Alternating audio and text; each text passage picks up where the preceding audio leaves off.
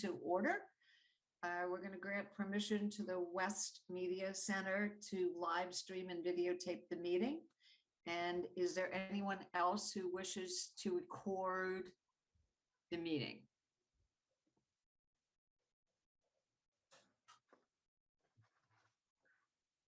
Okay. We want to welcome everybody, including the members. So tonight we have a wonderful group who are going to present to us. Abby McCabe is the town planner, and she's joined by Chris Paff, who's the chair of the planning board, and Nora Loughnane, who's the director of community and economic development. So we want to welcome the three of you. We're really looking forward to hearing your report, and thanks as always for coming. Always really informative. We appreciate you being here. And then we're also going to welcome Pam Dukeman. Is Pam here yet? Not, but she will be with us shortly. Okay, so when Pam comes, she can consider herself already welcomed.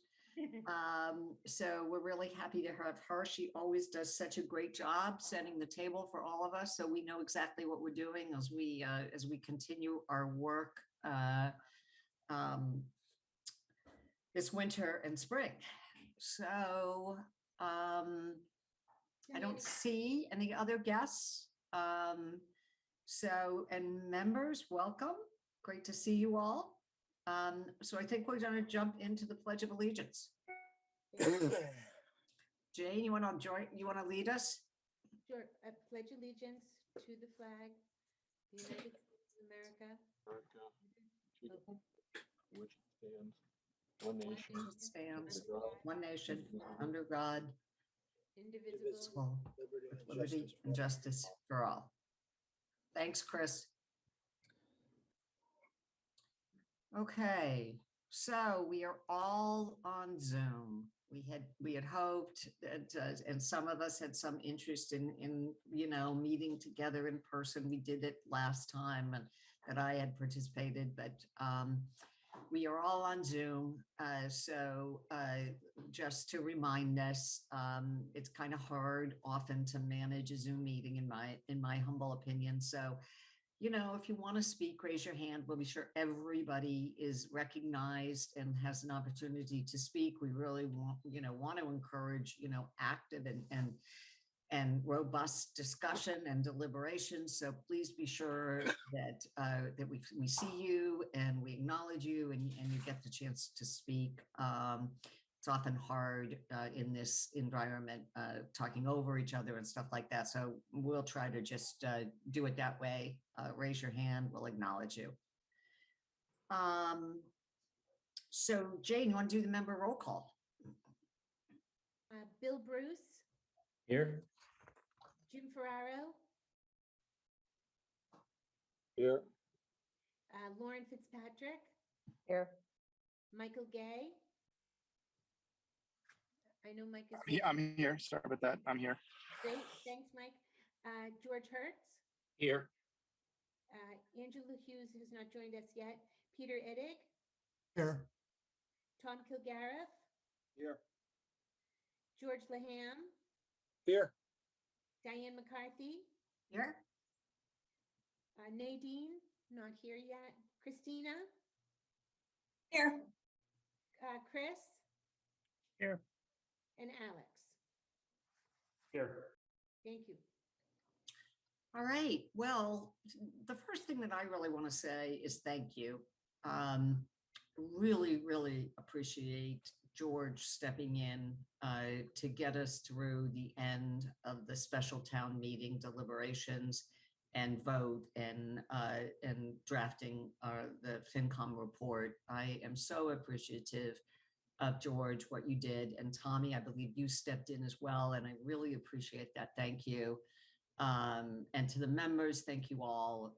I know everybody stepped up, everybody, deliberated and was an active participant in that really, really important subject. And thanks for attending the special town meeting and for voting and just thanks for those of you who sent well wishes. Really appreciate it. Thank you very much, and I'm really happy to be back with you all. So for today, we have a pretty straightforward meeting. I don't think we have any controversy for today. So let's hope that's true. We're going to hear reports. We're going to hear from Abby and from the planning board, and then Pam's going to give us her wonderful overview as she does every year. So with that, I think I'm just going to ask Abby to take it away. Oh, let me just say one other thing. We are going to try really hard to start and end meetings on time. Everybody's time is extremely valuable. We have a very packed agenda coming up for the Springtown meeting. We'll be having several meetings. Jane has set out the schedule, so please be sure those meetings are on your calendar. We're gonna really focus on all of that and try to do very efficient meetings so we're not running late into the evening.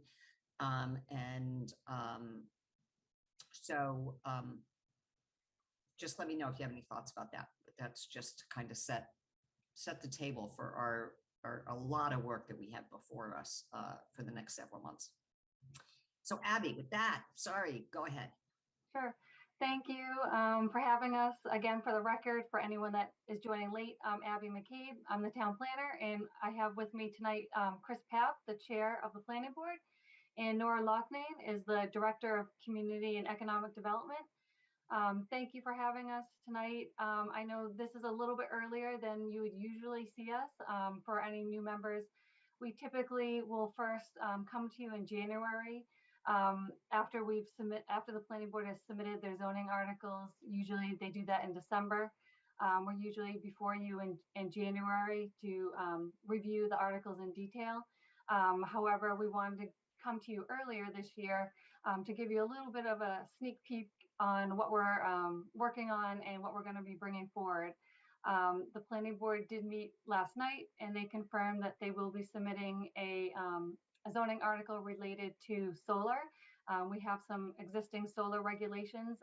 We have prepared a draft of that, and the planning board will submit zoning amendments related to solar arrays and some other housekeeping and minor articles.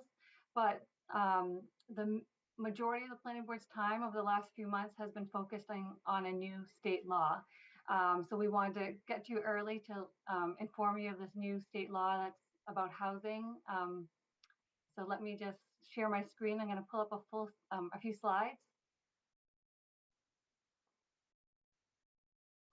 Can you see my screen okay? Yes. Well, I'm just put it in presentation mode. Jane, do we have this already? Abby, have you amended any of No, this? I'm sorry. I just did this right before the meeting. No worries. Hold on, let me just- Abby can send it to me and I can share it out tomorrow, George.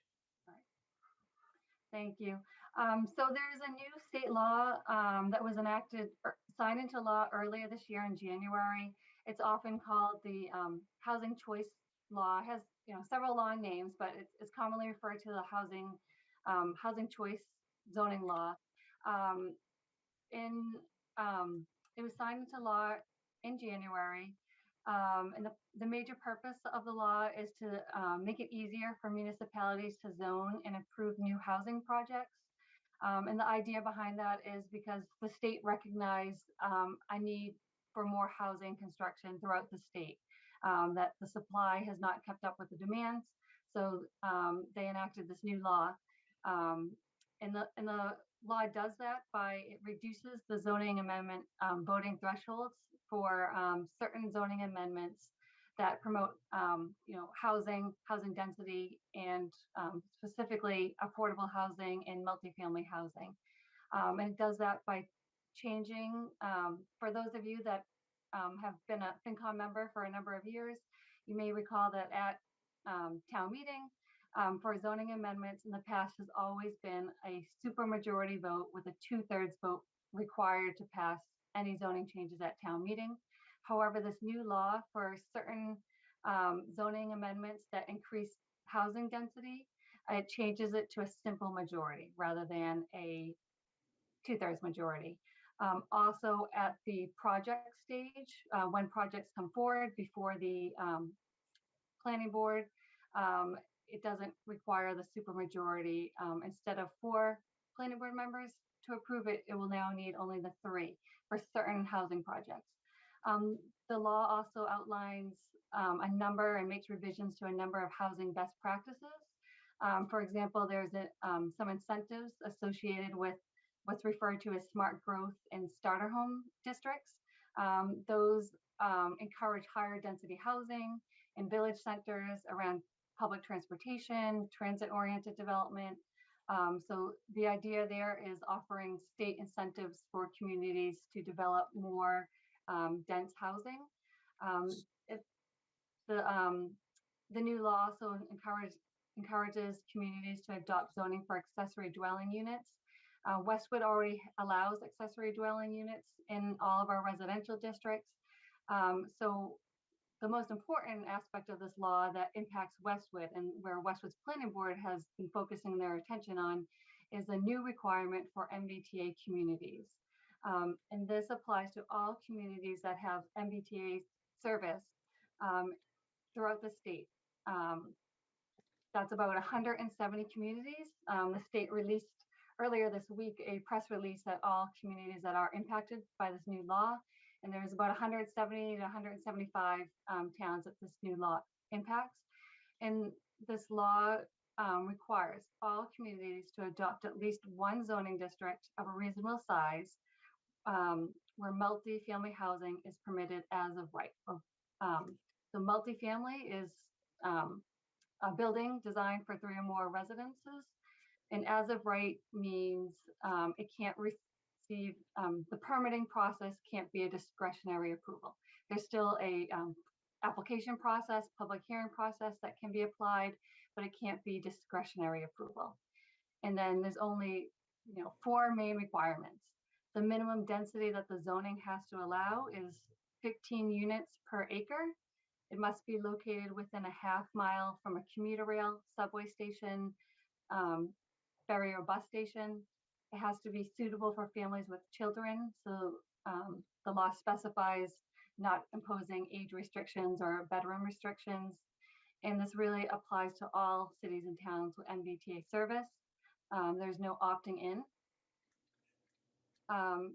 Just for your overview, this map on the screen is our existing zoning map with the Westwood's 2 train stations, Islington Center, and the one at University Station, the 128 University train station.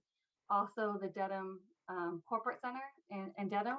The red circles are the half-mile radius around the stations. And then also the blue circles are a half mile from the bus stops on Washington Street. So we're here, we want to come to you early to let you know that the planning board has been talking about this new law since the summer. They started reviewing the state requirements. Earlier this year in January, the state did release preliminary guidance because the state is required to finalize specific guidelines. There's some uncertainties in the law. There's some things that are a little bit vague, but the state law requires the state to put out final guidelines. We've been operating by reviewing the preliminary guidelines that we got in January. However, earlier this week, we found out the state is expected to release their further guidance in mid-December. Then there will be a public comment period into early 22. And then they will in May, depending on the comments they receive, they will then finalize that. So we don't have the exact date of when the state will finalize their guidelines, but the planning board has been reviewing the state law and spending as much time as they can at some of their recent meetings, reviewing where to allow multifamily housing in Westwood. They've been looking at various specific properties in town. They've been considering a new overlay district. which would provide, certain properties could be developed using this new overlay district. So the planning board, has been talking about this at their meetings. They have a first draft that they're working on. They met last night and they're working towards reviewing a draft at their next meeting in December. They're hoping to submit a preliminary draft to the state, in mid-December as well, because the state has offered, since the state hasn't put out their guidelines, they have offered an opportunity for them to review our, community's drafts to see if we can get some early comments back. But we're here tonight to let you know that we've been working on this. The planning board has not finalized anything, so we're here tonight to introduce it. We want to introduce this new law to you, let you know that the planning board is doing what we can to try to meet this new state law. They're working on a draft. We're hope to have final comments from the state in advance of your public hearings. Generally, the planning board's public hearing starts in February. Yours begin in March. So we'll be working to try to be flexible and review those state guidelines as soon as they come out. But we do have a good draft that we feel at least captures the intent of the law. And so we want to hear from you tonight, what your initial thoughts are, what your concerns are. We realize, many people in the community do have concerns. This is a new law, so the planning board has been taking in comments, and we'll try to address them in the new, in the draft zoning that we've been working on, because, as of right doesn't mean there's no review. It's just not a discretionary review, but there is a, we can come up with a full draft. I think the initial draft the planning board has is about 10 pages long with certain criteria, setbacks, heights, drainage and traffic requirements.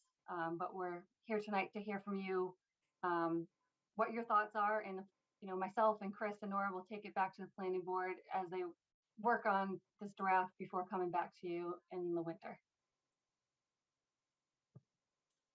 Thanks, Abby. That was really informative. We appreciate the heads up. Do people have questions for Abby at this time? I have so many questions. Okay. Can I Christina, start? Go for it. All right. So my first one is, what's the penalty if we fail to authorize this?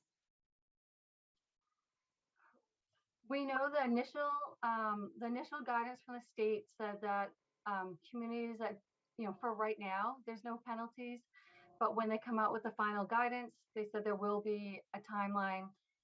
There will be a deadline for where communities that don't do this will not be eligible for certain state grants. In that they did specify, a few grant programs that they were already sure were going to be included, such as the Mass Works and infrastructure grants. However, I expect there could possibly be more grants added, state grants added, programs added. We'll find out a little bit more which exact programs in December. However, I will say that anytime, the state has grants, the state, every grant submission, there's always a point rating system, and you always are an advantage if you're meeting various state goals and meeting certain programs. For example, Westwood is a designated green communities.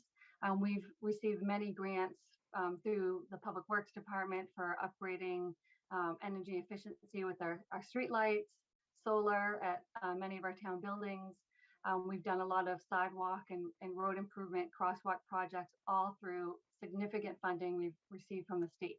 So if grant programs, penalize us for not adopting the zoning, and we don't know exactly when that will happen, but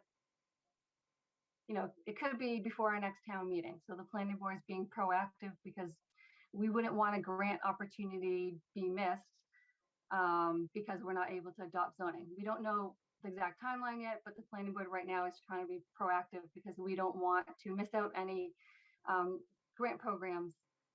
Is one. There could be other penalties. We don't know what they are yet, but the state law says all towns must adopt the zoning. Christina, do you have another question? Oh, yes. So you mentioned 2 grants that were directly impacted by this. Do we currently, like, have we utilized those grants for anything? Like, could we be in jeopardy of not getting them? So I mean, can obviously, answer we'll be in that a little jeopardy of bit. not getting them, but do we utilize any of those 2 grants that would We be? have in the past utilized MassWorks grants. We received a $2.5 million MassWorks grant in, I believe it was 2016, that we used for work on the intersection of University Avenue and Canton Street. There was another grant we received for some work on Blue Hill Drive, and I don't recall whether it was MassWorks or something else.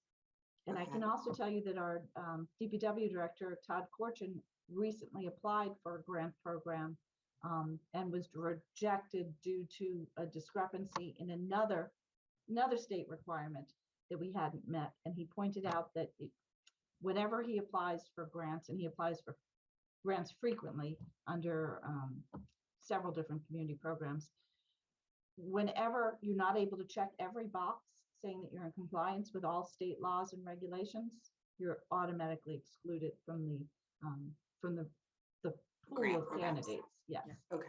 So it is a Christina, then we'll move on and see if anybody else has any questions, but go ahead, Christina, one more.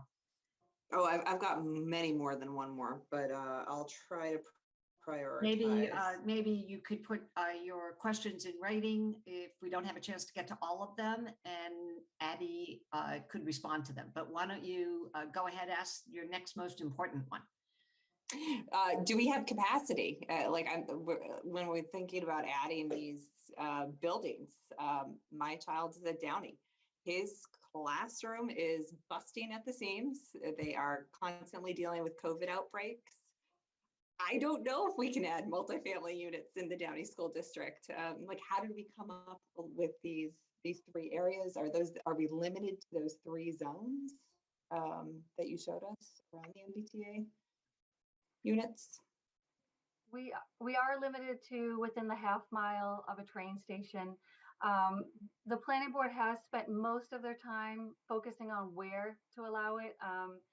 And last night they spent a lot of time talking about this further, and they want to meet the requirements of the law, but they want to be respectful of the possible impact. So they're trying to meet the law with having the least amount of impact as possible.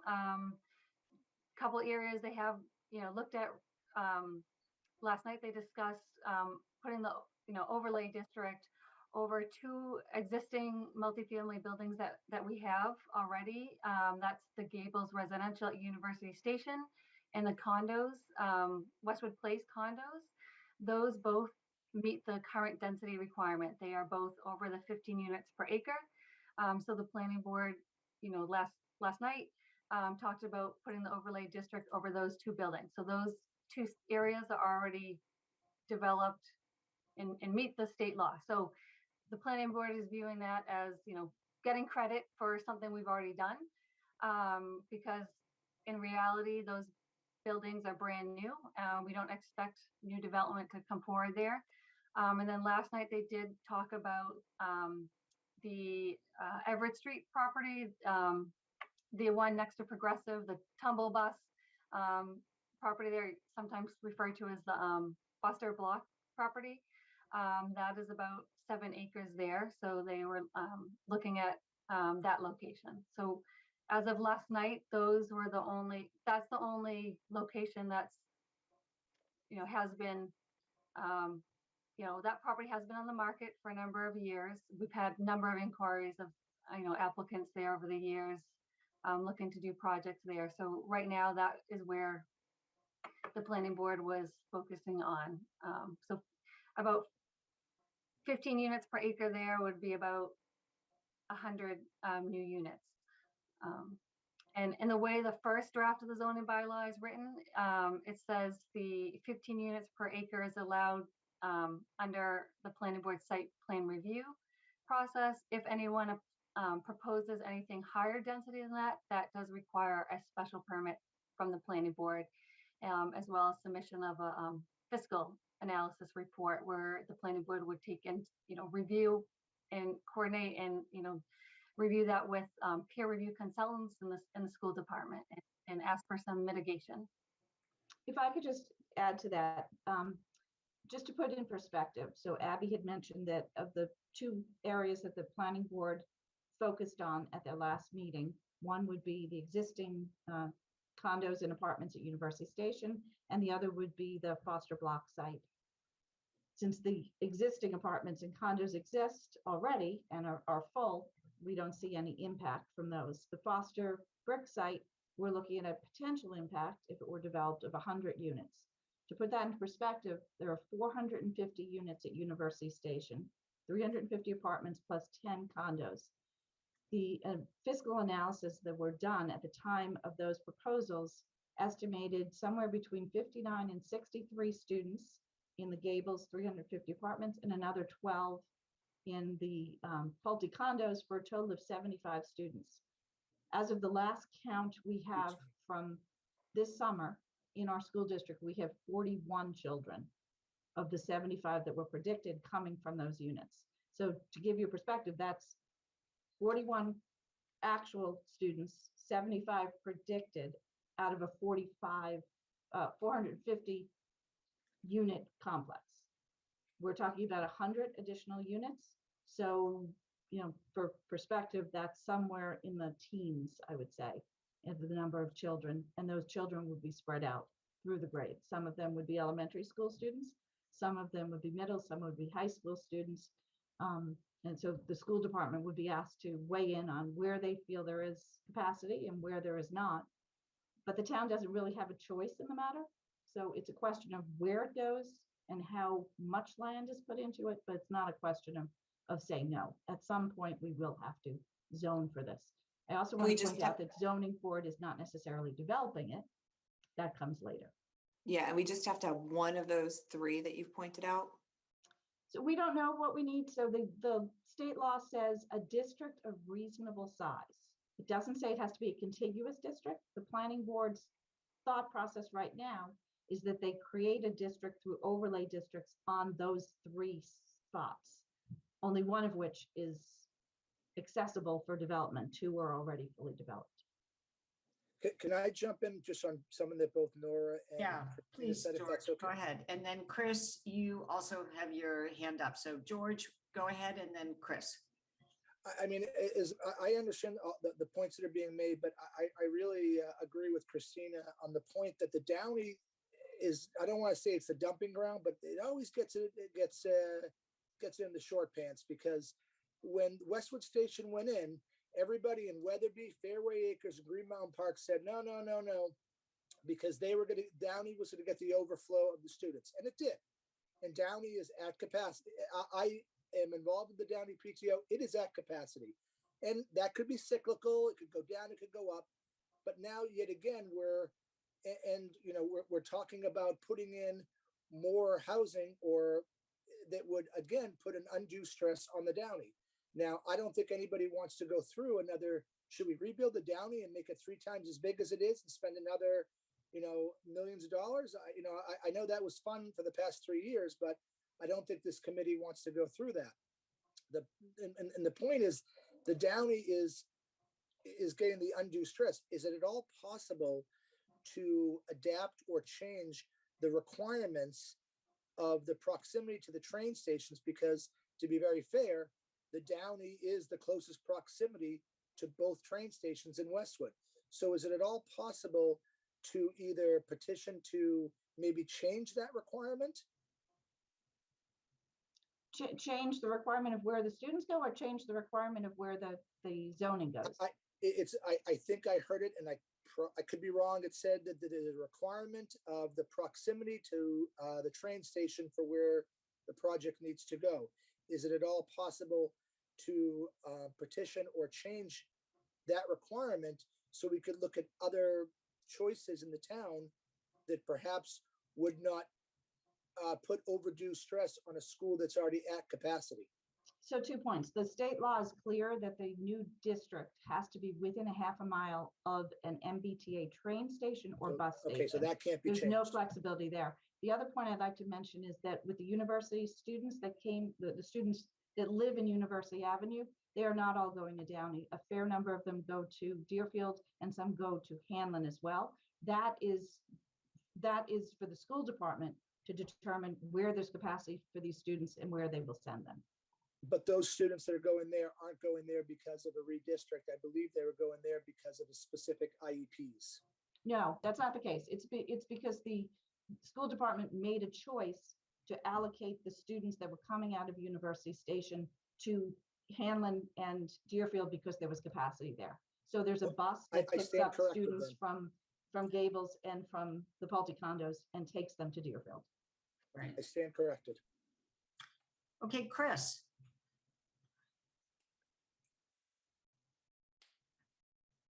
There may be some of that, George, but I think Nora is correct that well, in any event, it's the school department that's going to decide where the kids go, not necessarily geographically.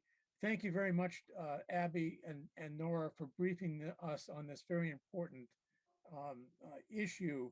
Don't you love the narrative that the state is trying to force down our throats?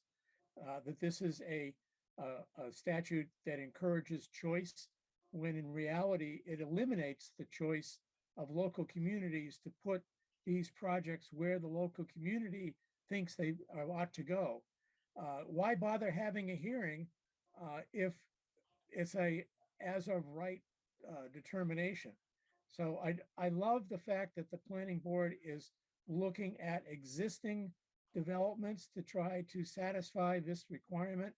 Yeah, I wouldn't want to give up a $2.5 million grant, but ultimately the town does have a choice if we want to give up a potential grant because we don't want that kind of development in our town.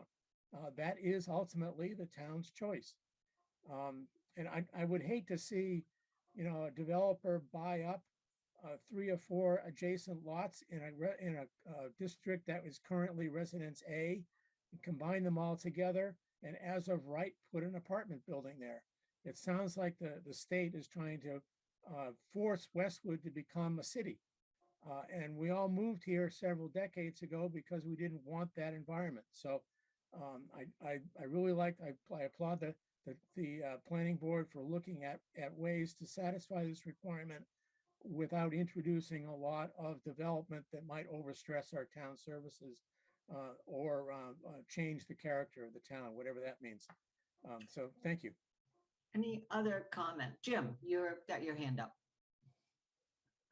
Thank you. Yeah, just to follow up with Chris there, has anyone looked into, the infrastructure, the ability to supply water, overcapacity of sewer and traffic patterns? We already have the development in Islington.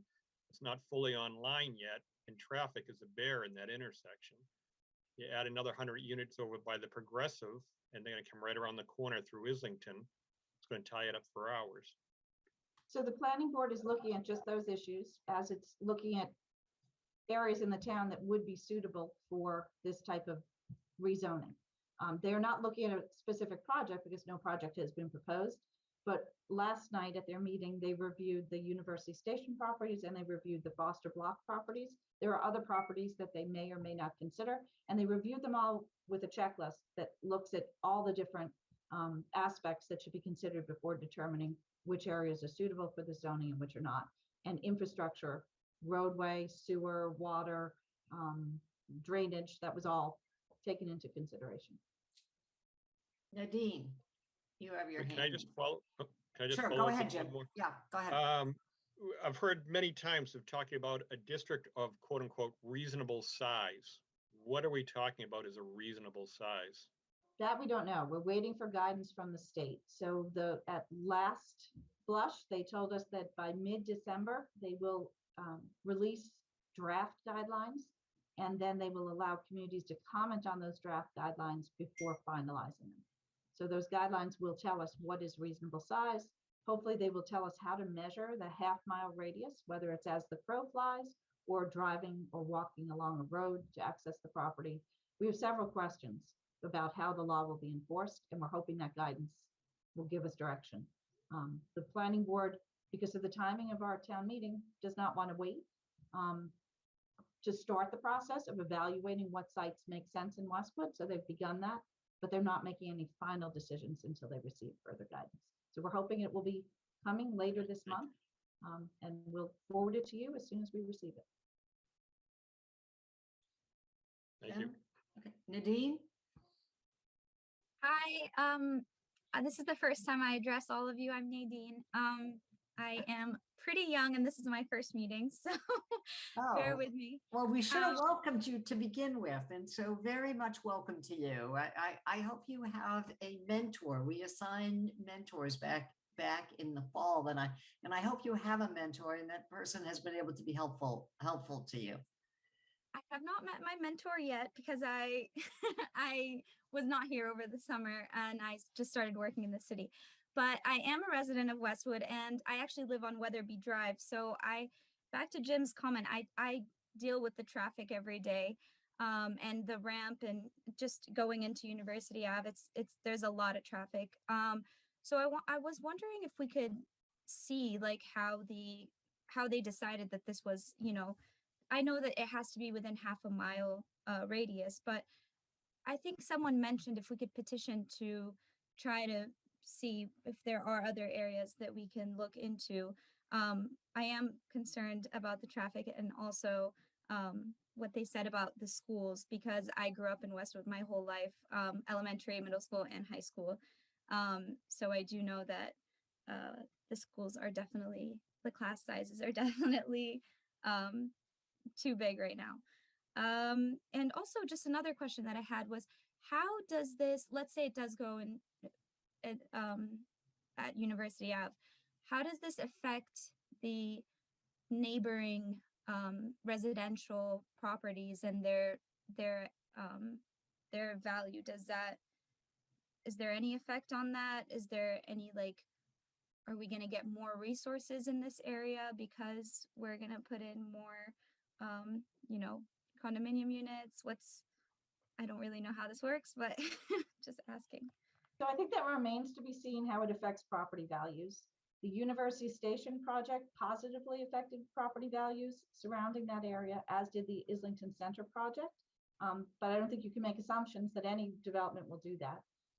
Looking at the University Station properties, I think it's important to note that this rezoning the Gables and the Pulte properties as multifamily zones will have no actual effect. Both of those are developed to a much higher degree than they ever could be developed under this multifamily zone. So for instance, if we just look at the Gables property, it's about 6.5 acres. That would allow for about 100 units of housing. There are 350 units there. No one is going to tear down the 350 unit Gables complex to put up a 100 unit complex. With the Pulte, it's similar circumstances. Pulte it's about the same. They would be allowed 100 units under this. They have 100 units. So we're not really expecting to see any changes at University Station.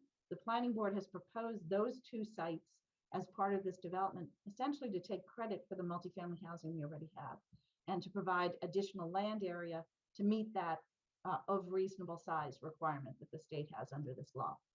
So I don't see any effects at University Station. Whatever other parcels the planning board chooses, and right now, as of last night's meeting, they seem to be leaning towards the Foster Block site. They may consider others as well, but if we look at that site, then you'd have to ask, well, if that was developed, what effect would it have? Right now, that is zoned for highway business.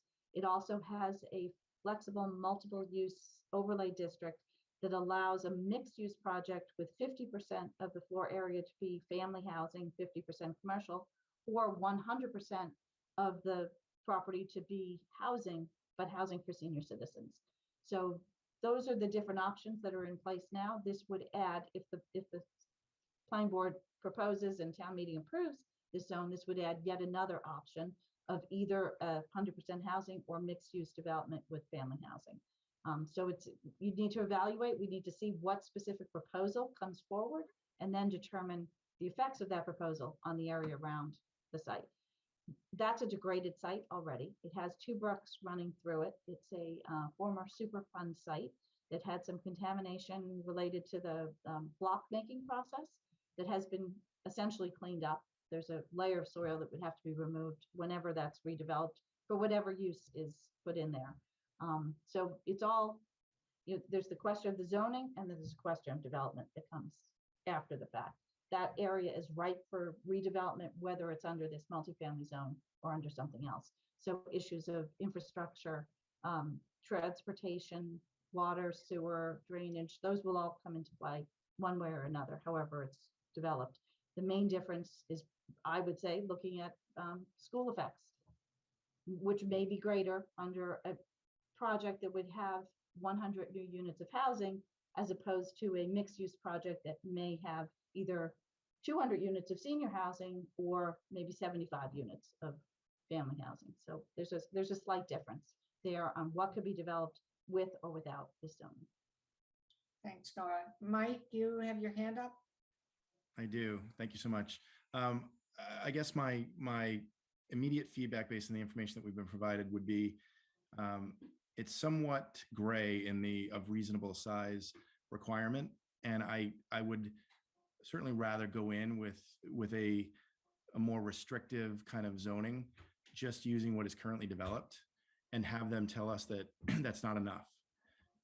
So that's my 2 cents. And if there are other reasons why we're looking at non-developed areas, to be sure, I think that's, I'd like to understand that, but I haven't heard anything that would prevent us from going in with what is currently already developed as our zoning sites. All right, are there any other comments tonight? I do want to say this is, we really appreciate Abby and Chris and Nora, the work that your committee has already begun doing, to prepare for this this new law. We really do. You guys are way on top of it, and thank you so much for that. And thank you very much for coming and telling us about it. We're going to have a lot of opportunity to talk about this going forward. And so I'm going to just ask Jane to be sure that when this is on our agenda, we be sure we give it the amount of time that we think it might require. I also want to really encourage those of you who have strong opinions about this to listen to the planning board meetings. They're all recorded, or you can, do it live. Jane, you might send out, if you don't mind, or Abby, you might, if you don't mind, send out to this committee the dates and times of your planning board meetings, and maybe just highlight for them if you think that this is going to be a big topic of conversation at your meeting. That way people can really hear about it as you are debating it and considering it in real time. And I really think that's going to be important because people clearly have a lot of thoughts and opinions about it. And then the last thing I want to say is, if you have specific questions, after this meeting or after you listen to a planning board meeting, feel free, send them into Jane. Jane will get them out to the right person. Let's be sure we, as a committee, those of us who have strong opinions about it, do the prep work that we need to do to be sure that when it comes before us, we can have an informed discussion. So with that said, Abby, Chris, Nora, did you have anything further that you want to say that might help the committee to prepare for these conversations? Only thing I'd say is it's a work in progress. Yes, clearly. Thank you. Yeah, and I haven't said anything tonight, but I feel like I should add some color as a board member. The question has come up a number of times at our meetings, just like it came up tonight, which is essentially, why bother doing this if the punishment isn't really all that stiff? First of all, this isn't a recommendation by the state. This is already a law. It's a law just like the speed limit is, and we choose as a planning board to address this law and act on it. We're not acting on fear of punishment, but we're complying with the law that's been given in our state. So that's why we're pursuing this. And it's very fortunate. Given COVID, we don't have a lot of applications before us right now. So we have time to look at this. And it's been said, well, no one else in the state's looking at this. Well, they are. That's kind of anecdotal to say no one is doing this, but there's 150 or so communities that have to comply with this law.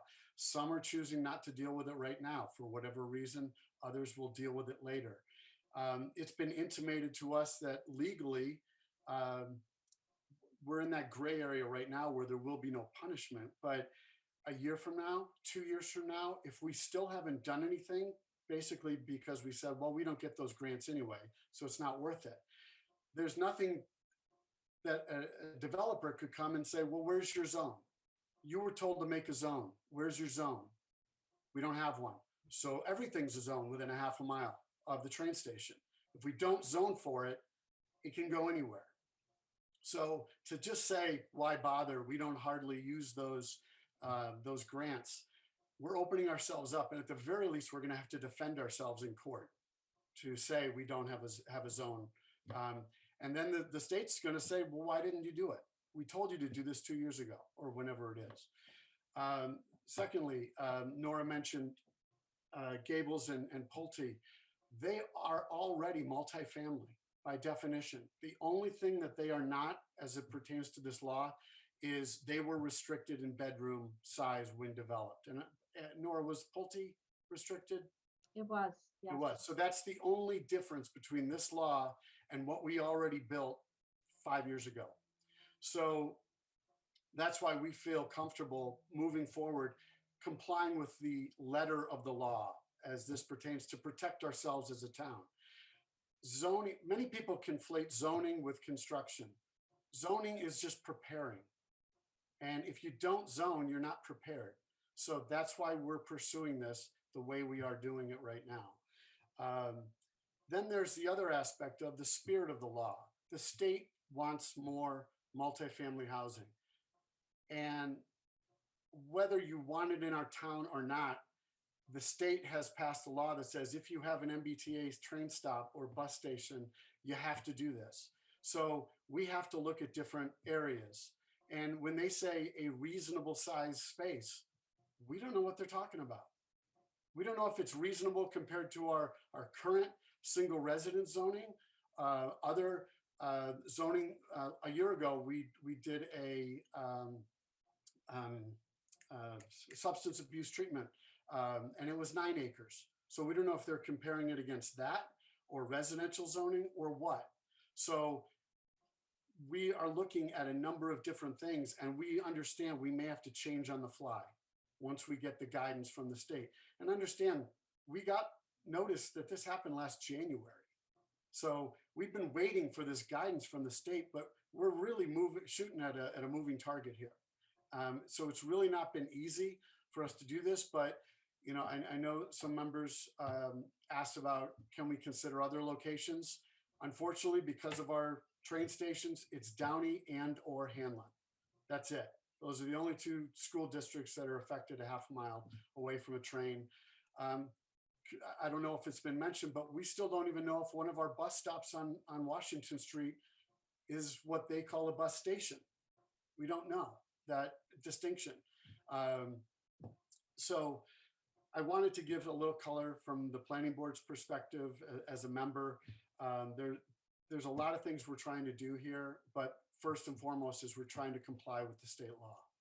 So I'm happy to ask any questions if anyone had about what the board is thinking. Abby and Nora have told you what the board has done so far, but I'm happy to answer or as best I can at this point.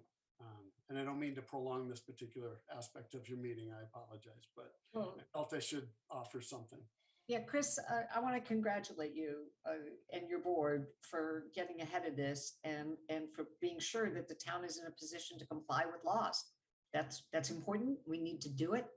And I really appreciate that you are getting ahead of it and you're here before us tonight. I mean, that speaks volumes to the work of your committee. So just thanks.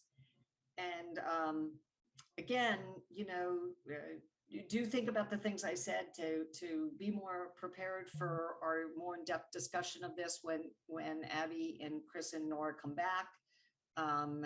And questions that you have, you know, get them out there early so they can get addressed. So anyway, thank you guys a lot. Very appreciated. I see Tom has his hand raised. I'm not, Oh, Tom, sorry. That's not a hand raise, that's a wave. it was casual. Go ahead. Thanks. And Chris, thanks for that. And so I think. Can't really hear you, Tom. Oh, you can. I'm There, sorry. that's better. Having head cold here. So I think you may have answered this, but the planning board, if a zone was established and the zoning was changed to comply with the law, and a developer came to you with a project, does the planning board still then have the ability to, sort of offer oversight to that project and change and tweak it based on fit and all of that stuff? Or is that still vague and unknown? So our draft bylaw would require a site plan review. We call it an environmental impact design review of any proposal that comes forward. The planning board would have to grant an approval for the project to move to the building permit stage. However, it's not the same as a special permit. It's a site plan approval. The board cannot say no. This is by right development. The planning board can condition the approval with reasonable conditions. So if there's something about the design, something about position of a sidewalk or landscape plans, or I don't know, the way the water comes in, whether it's heated with gas or oil or electricity, aspects like that, the planning board can review and comment on and reach an agreement with the developer, but they cannot deny the project. So anything that's by right zoning, they can't outright deny. So it's similar to a commercial district. If you have, you want to develop a commercial building in a commercial district, planning board can't tell you you can't do it, but they can review your plans and help you come to the best plan for the developer and the town together. Got it. Cool. Thank you, Nora. And just to review what Chris said too, the similar to the substance abuse zoning issue, if we don't identify a specific zone, then any of the three zones then could be looked at by a developer and built by right. So the opinion we've received so far from town council, which is admittedly based on a lack of guidance, so it's not a final opinion, but his concern is that if we did nothing to comply with the law, a developer could come in and say anywhere within a half mile of any train station or bus station is ripe for multifamily development. And I just grabbed these 2 or 3 residential lots on, East Street, and I'm going to develop these for multifamily development, try and stop me. So that's the concern. That's what we want to hold off that from happening. And so what we'd like to do is develop a zoning map that shows this multifamily district somewhere in Westwood of reasonable size that checks the box and says, we have complied with the law. And now the only place you can come to look for by right multi-development is within this zone that we've created. So that's our hope. And it's just a question of where that zone should be. The planning board is leaning towards the University Station properties and the Foster Block property, but there are other properties they're still looking at, and that could change. And when we hear guidance from the state and we have some idea of what reasonable size is, could go up or could go down. Great, thank you. Okay. Not seeing any other hands. I'm gonna thank you guys again and move us along. Pam, I see you are here. I actually did have my hand raised. Sorry. I'm sorry. I'm sorry. Are you guys using the little hand signal or just the hand? I use the hand signal.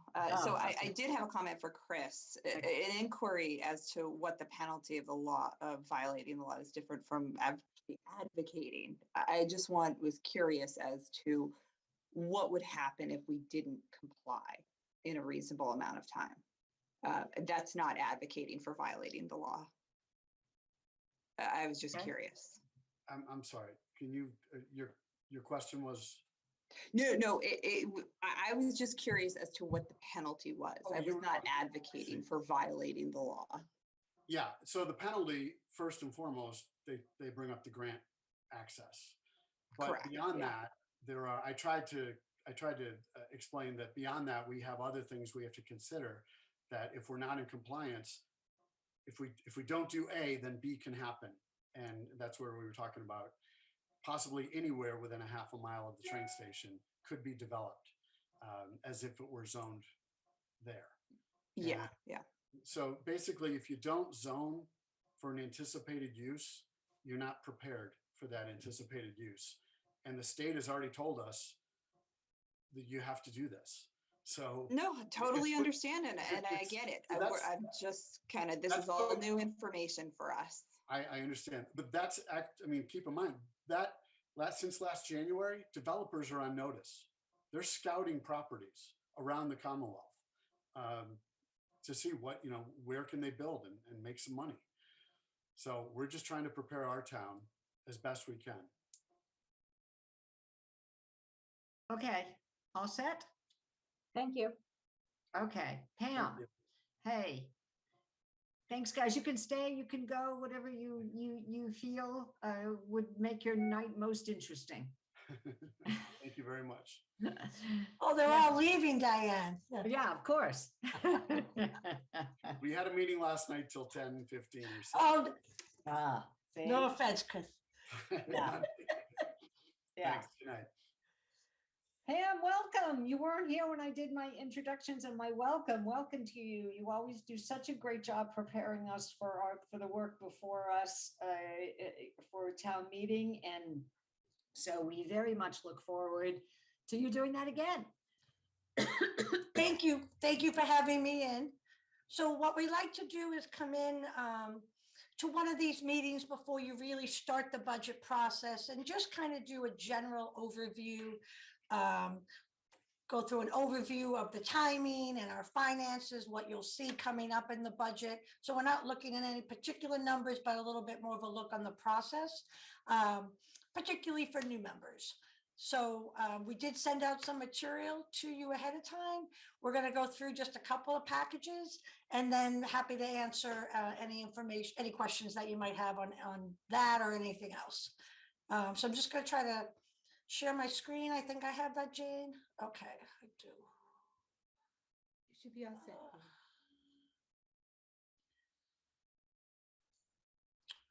Okay. Sorry, I just have to.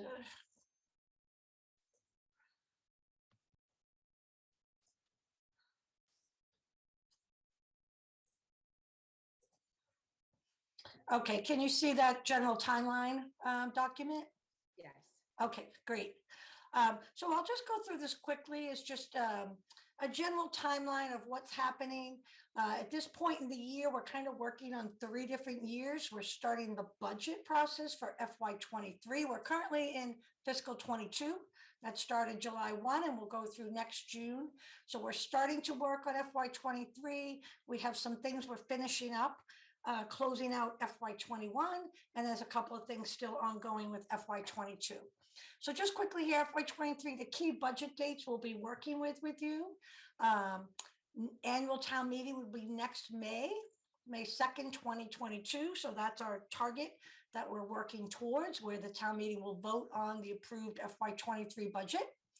By charter, the select board will. Can you just increase the size? Can you just enlarge the Can I enlarge document? the document? Yeah. Sorry. Yeah. Great, thank you. That do it? Okay.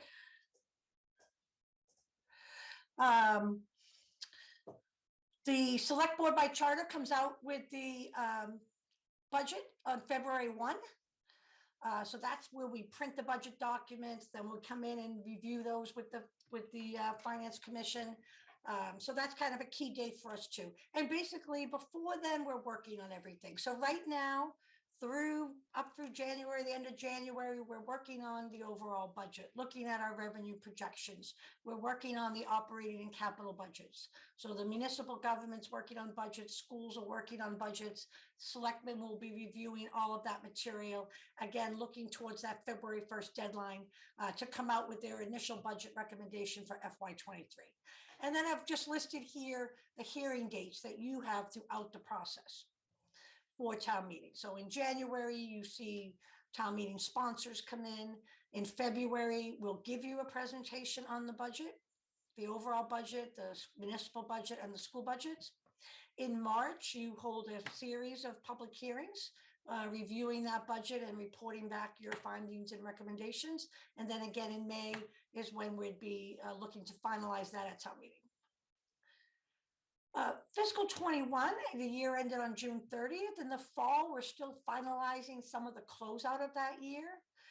One part of that is we get our free cash certified, and we're going to look at that. That's really the retained earnings that the Department of Revenue certifies each year when we close our books. There's a lot of reporting requirements that departments have to do with the Department of Revenue and Department of Education. Basically, we have to report every penny of revenue we've taken in, every penny that we've expended. So a lot of reporting compliance going on. And then we have our annual audit. We have an audit each year. We're required to have that completed by the end of December. And we are just about there to have that finished up. And then there is also right now the final piece of our current year, fiscal 22. So even though our town meeting voted in May, kind of the final piece of that is getting our values certified for FY22. That occurs each year in the fall, October, November, December timeframe. And once that's done, we can set the tax rate for fiscal 22. The select board holds a public hearing on the tax classification, which is how much of the tax levy the commercial property will bear and how much residential will bear. Once that's done, we can get our tax rate certified by Department of Revenue. The select board is actually having that classification hearing on Monday night, December 6th. So that'll be our final piece. When we have that done, after next Monday night, we'll have our final tax rate for the current year. We'll know what the average tax bill is, all of that. So that all kind of gets completed in the fall. So that's the general timeline on finances, what we're working on now, and what our schedule is as we start to go forward in the 23 budget. So I was just going to move on to that other document, if that's all right.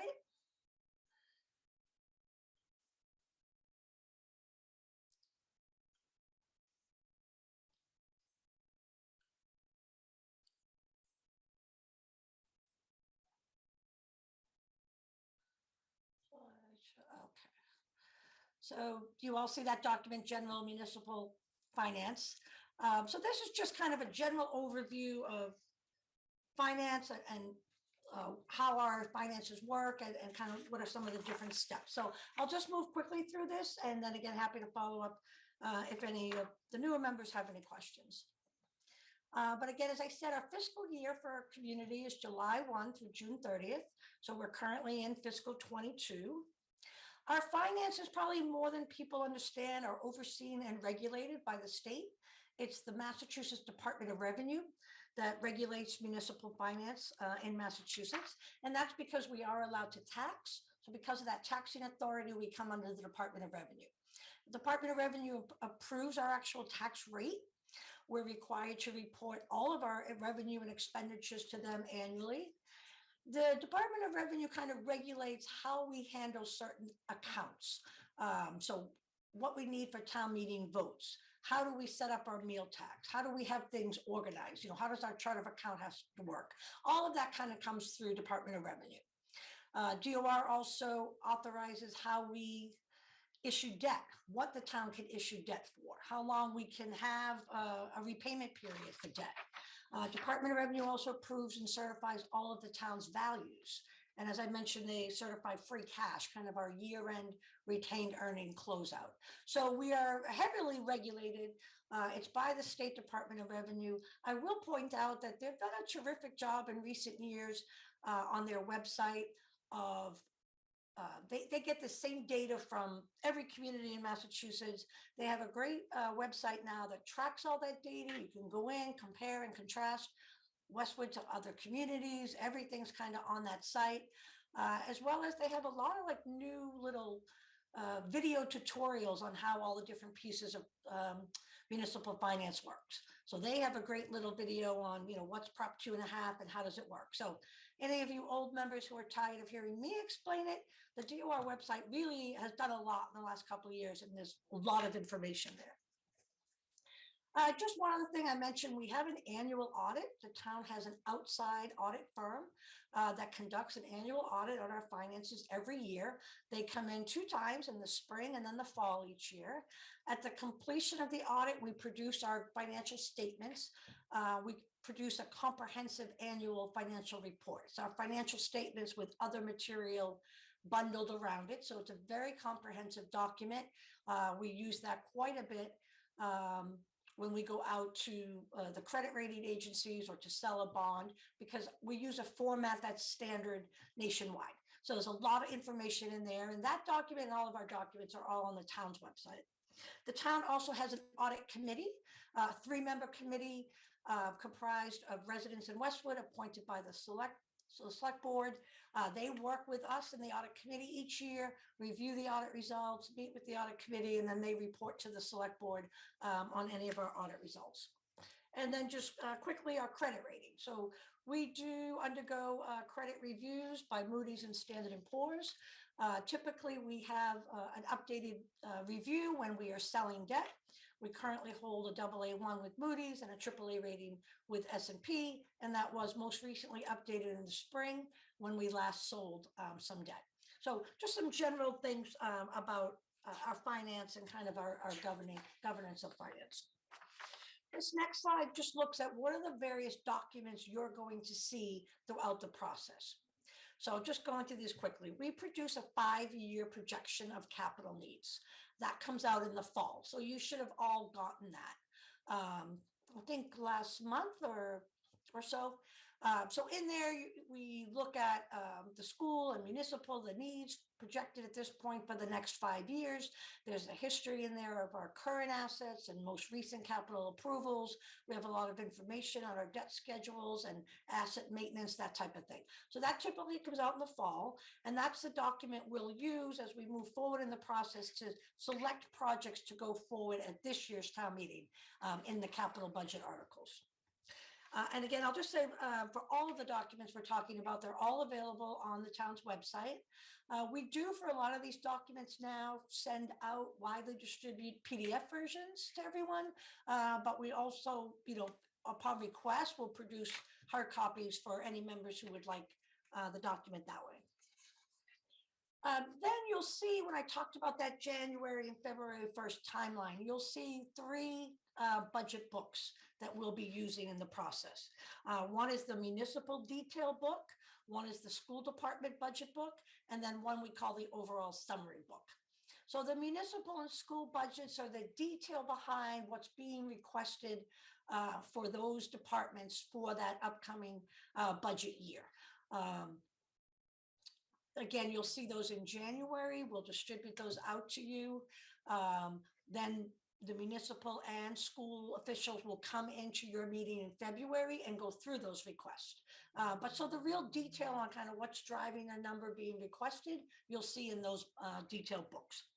The overall summary book kind of puts together those requests as well as looking at the overall revenue and other projections. What's happening to our taxes, state aid, the capital budget, that type of thing. So the summary book really is the summary of what you'll be talking about for the 23 budget. These detailed books are the detail behind it. We include a summary of the books of the municipal and school budgets in the summary book. So really that can be sufficient unless you want to get down, if you're on one of the subcommittees, you'd be using these detailed books to really look at the individual requests as you meet with departments, as you meet with the school department. That's the document that's going to show you what are the specific changes in the budget. Then after town meeting, once you finish your public hearing process at the end of March, you produce the town meeting warrant book. So that's the book everyone should be familiar with. This is a book that we are required to mail out to every home in town before town meeting. The front half of the book has all the warrant articles that town meeting will be looking at, as well as the FinCom's vote and recommendation on each of those articles. The back half of the book, we include some substantial amount of financial information. while we're mailing this book to every home, we put a lot of information in that book of overall finances. So that really becomes a document that we use quite a bit during the year because it has all of that financial information. And then finally, the last document is that audit report or our comprehensive annual financial report that would come out in December each year that has our financial statements and other material, again, that we use to, so that's kind of the look back. How did we close out the year that we use when we go out for credit reviews and selling bonds? So those are the various documents you'll see and when you'll see them throughout the year. Again, all available on our website. So just looking next at the timing, and we already touched on this, we'll just go quickly. For the 23 budget, our target date is town meeting next May 2nd. Hopefully we'll be inside at some point for a town meeting. February 1st, that date required by charter, that we have the initial select board recommendation out to you before the town meeting. So February 1st is kind of a date we target to kind of get a balanced budget together for you to review. And then in March, the end of March is your final public hearings on the budget. You are required to hold hearings on the budget, take input from the public, report out your findings. So that occurs at the end of March. This is just the detail on that. I think we've kind of talked about that in the fall, we're working on the budget. We're working through that February 1 date. February 8th, school and municipal come into your meeting and go through all the budget requests. So you don't have to kind of piece through them all and try to find out what's happening. We're going to come in and make a presentation to you. Your subcommittees report back in March, the middle of March. So you've spent about a month looking over the budget, meeting with departments, going through a review. The end of March, your final public hearings, town meeting, presenting the budget and getting a vote by town meeting. And then, as I mentioned, really the budget's not completed until the fall of that year, when the values and the tax rate is completed with the Department of Revenue. So that's the general timeline of the FY23 budget. As we just take a quick look at some of our revenue and expenses and what we're doing with the budget, we always put this slide in, just trying to indicate that our budget has to provide for a lot of different areas. People sometimes are more familiar with one area or another. Maybe they're focused on the school budget or the public safety departments, but we really have to make sure that the budget town meetings addresses all of our needs. So we've kind of indicated that on here. Now we're looking at the operating budget, but we also need to take care of our capital assets. We have long-term liabilities, our pension and OPEB obligations, always looking at the services we're delivering to the community. And then, what's the tax bill impact? You'll see that we're, majority of our funding is coming from our real estate taxes. So we're always trying to balance all that. And it's a very tricky balance. It's difficult to kind of get to everything that we need to do. But that is the goal of what we're doing each year with the budget, is to try to have a comprehensive, balanced budget that's providing what we need in all of these areas. So just a real quick look at what revenue funds the budget. So this is just our summary slide on revenue. So this is looking at the current year budget, what was voted at town meeting. In the current year, we have a budget of $108 million. That was an increase of 2.5% over the previous year. The pie chart shows what are our various funding sources. As shown in blue, our tax revenue is about 80% of our budget. So we are highly reliant on our taxes to provide for the services that the community provides.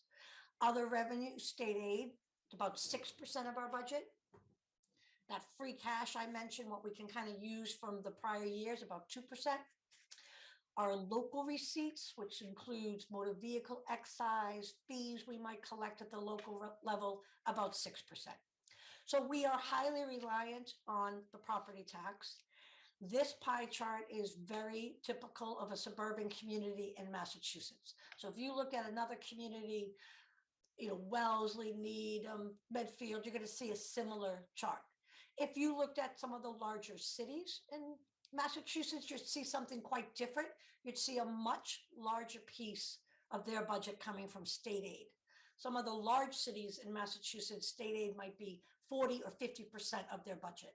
So for us, this is very typical that taxes is the biggest piece. Our biggest revenue source is restricted by a formula, Prop 2.5. Because it's our biggest revenue, it's what we talk about the most during the budget process. We did send you a little separate package on how Prop 2.5 works and all the various components of that. I'm happy to look at that after if anyone has any questions on that or follow up at a different point. But really, the taxes drives our budget. The 2.5 plays a major piece in that. So we're kind of always talking quite a bit about that revenue source. Just quickly, this chart looks at state aid. So the bar graph is the state aid we've received each year over the last several years. Again, it's about 6% of our total revenue budget. In green, in the current year, we're getting $6.6 million from the state. You can see by the bar graph that it's just been very steady for the last several years. So in some ways, that's a good thing. We've not had any significant cuts or disruptions, even during COVID, even during those period where the state wasn't sure what was happening with their revenue during COVID. They committed to keeping steady their payments to municipalities. So we've not had any significant increase, but we've also not had any decreases, very steady for the last several years. And the majority of our funding, and we have detail in the budget books, the majority of this $6 million comes in the Chapter 70, which is the education aid.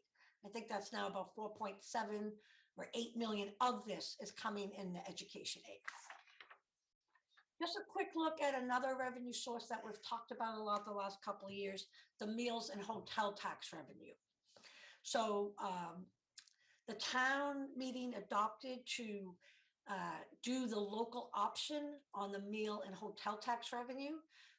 The sales tax, the meal and hotel tax revenue in the state is 6.25%. Local communities could add 0.75 to that. And our town meeting did that right before the onset of University Station in about 2015. Our town meeting segregated this fund, which was very important. This money does not come into our general fund operations. It goes into a separate account and then requires town meeting approval to be used. That proved, very, very important during COVID and the impact on that. So these two graphs here show you what we've taken in since the onset of both of these taxes, meal tax on the left and a hotel tax revenue on the right. So FY21, the year that ended in June, you can see in green, meal tax 337,000, hotel 114,000. You can see that those were both down significantly from prior years. And that was the fluctuation due to COVID. So it was really important to us. And one of the reasons why we were not as impacted as some other communities is because our revenue, again, goes into a separate account. So we took in less revenue, but we were not using this to fund our school budget and our public safety budgets. So we did not have any disruption to those budgets. So that was really important that our town meeting did that. So we do use this fund for capital articles at town meeting. At our most recent town meeting in May, the town meeting appropriated just over $1 million for the practice field turf at the high school, replacement, and some projects at the pool. So we've done for several years, use some of this money for that type of project. We do not use it for the operating budget. And finally, the graph at the bottom of this page shows the balance in that account at the end of each fiscal year. So whatever comes in, and then if town meeting uses any of it, at the end of fiscal 21, there was $1.2 million in that account. Just a quick look at free cash. It's a unique item to Massachusetts municipal finance. No other state uses this term, free cash. Really what it is, as I said, almost like when we close out our fiscal year, it's the retained earnings in a sense. So we budget to be revenue matching expenses. Well, we don't always use all of our budget on the expense side. So some funds are turned back. We often collect more revenue than maybe was budgeted on the revenue side. So at the end of the year, we submit a lot of information to the Department of Revenue. They will certify an amount, a new amount each year. It's not a cumulative, it's a new fresh number. And then town meeting can appropriate that money at a future town meeting. So we did get our certification completed. Our latest number is $7.2 million. The graph at the bottom shows you in blue the number we had certified each year, and then in green what we've used at town meeting. So we do have a financial policy not to use all of our free cash. We want to keep some for an emergency basis, or also just to comply with good reserve policy. This is something that the rating agencies would look at. And we also don't use free cash for our operating budget. We use it for capital. So we fully fund our school and municipal capital articles with free cash. We use it for unusual articles that might come up at town meeting, like supplementing our snow and ice budget. This past May, we had a small street acceptance article, 31,000.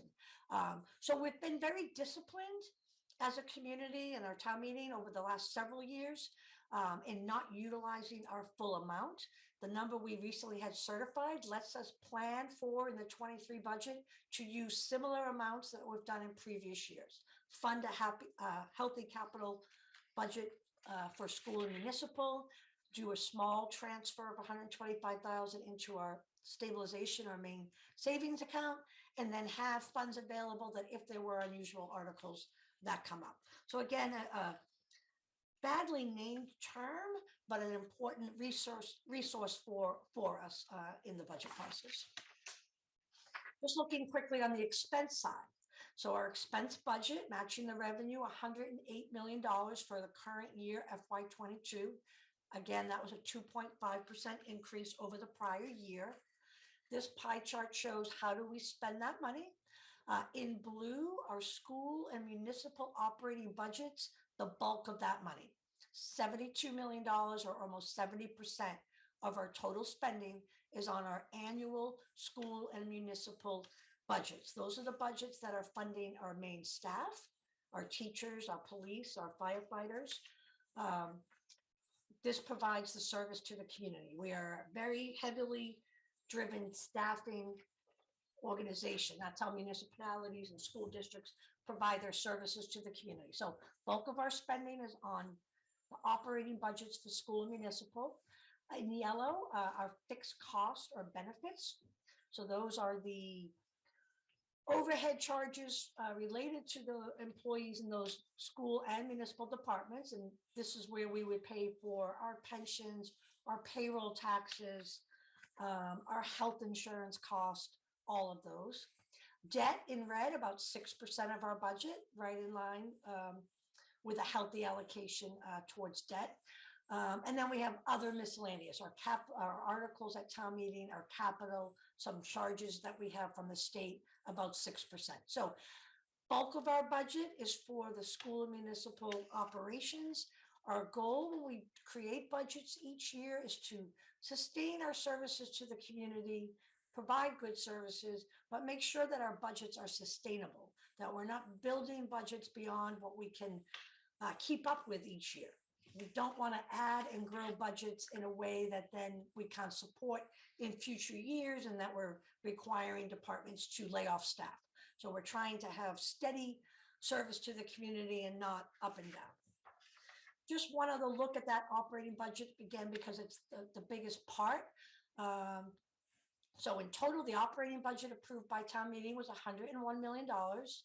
The bar graph here shows the distribution by category, with the school budget in blue, the largest piece of that, $50 million, municipal in red, 22 million, fixed cost 18, and our debt 5.7. Again, this is a very standard distribution for a suburban community in Massachusetts with a high-performing school district, where you would see the largest component by almost a twofold being the school budget. So most of our money, again, spent in these two categories, the school and municipal. Most of that money spent on the staffing in those departments.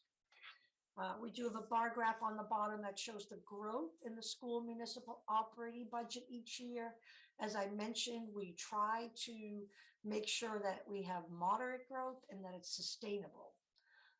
And sustainable for a municipality operating under Prop 2.5 restrictions is within about the 3% range. That's really are sustainable for our ongoing revenue. So a little bit of information there on the operating budget. Just quickly on the capital budget. So as I mentioned, we have standard capital budget articles each year at town meeting. We refer to those as our base capital for the school and municipal. So those articles at town meeting, we vote one article for school and one for municipal, and you see the list of all of the various projects within that article. Those would include purchasing, fire and police equipment and DPW equipment. It would provide for repair and maintenance and projects for school and municipal buildings. So the town has really made an effort over the last several years to increase our funding for capital to make sure that we have appropriate maintenance of our buildings and our equipment. If you look on this bar graph, shows the spending on that base capital article every year for the last several years. The current year in green, $2.3 million. If you look back over to the left in FY12, so just a decade ago, we were, a third of that. We were spending $800,000 on school and municipal combined. It had been a goal to increase that, and we have been able to do that steadily. We've made steady progress. We're now up to the 2.3 million. We've done that now for 3 years in a row. Our financial policy has a target of about 2.6. So we're very close to policy. We've done a much better job in this. Our departments are being funded at a much better level, again, to maintain the buildings, maintain the equipment, have an ongoing steady and safe replacement of equipment. We have also with capital for the last 4 years had an additional, I guess 4 or 5 years, had an additional capital budget article each year. So part of that effort was to make up for those years when we were not spending at the level we should have, and also to try to fund those larger items that may not fit easily into the annual ongoing appropriation. So this bar graph shows what that article has been for the last several years. So on the left side, FY17, $750,000. In green, as I mentioned, just over $1 million this year at town meeting. So in this town meeting, we did that multi-purpose turf field replacement, $750,000, and approved about $300,000 of some major repair work for the pool. Prior years, we've done other projects, including our large school IT network project, replacing the high school tennis court and lighting that court, some major HVAC work at the Thurston School and the senior center. So we are on track to continue that again in the FY23 budget. This article each year is funded either by free cash or the meal and hotel tax revenue. So each year it might change a little bit. We're not using our ongoing tax revenue to do this article. We're using one of those additional sources, free cash, or again, this year, the whole $1 million was funded with the meal and hotel tax revenue. Just a quick look at the stabilization fund. This is the town's main savings account, our main reserve account. We have a financial policy that indicates what level we should be at. Our current target is about 3.7 million. We use kind of industry standards as far as how we set our targets. This is very important to our credit rating, and it's very important to protect the town against any emergency or unforeseen circumstances. So the town, a number of years ago, the bar graph shows what the balance is in that account at the end of each fiscal year. So again, green right now, we're at 3.7 million. If you look back 10 years ago, we were not at our target. We were at 1.1 million. The town was able to make, through some one-time revenue, 2 adjustments, getting us up to a more appropriate level. And now each year since, we just do a small transfer every year of about 125,000, 150,000 into the stabilization to keep us on target. So our town meeting has done a great job getting us on track with where we need to be with this reserve. We've not used the reserve in a number of years. We, for some of you who have been on the board, will recall that at the onset of COVID, we thought we might use this reserve, that would be an appropriate use if, say, state aid was cut. If the state made a major cut to us, we wouldn't want to immediately go and cut our school budget or cut our police and fire.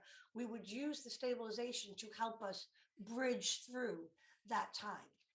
As I said, at the end of the day, the state did not cut us. We did not really see any disruption during COVID, so we did not have to use this fund through the last couple of years. But that's the type of thing that it would be available for. And again, it was really important to us knowing at the start of COVID that we could keep our services going. If we were to see some type of unusual activity on the revenue side, we would have used it. So we're in really good shape with the stabilization. We do a minimal amount each year just to keep up with this. But this, again, is an important part of our credit rating. And then finally, just a quick item on how does a town borrow money?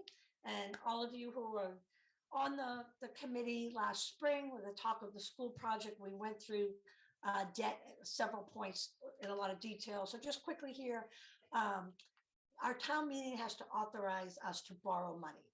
And it has to be for a very specific reason and stated reason. It requires a 2/3 vote of town meeting to authorize us to borrow money.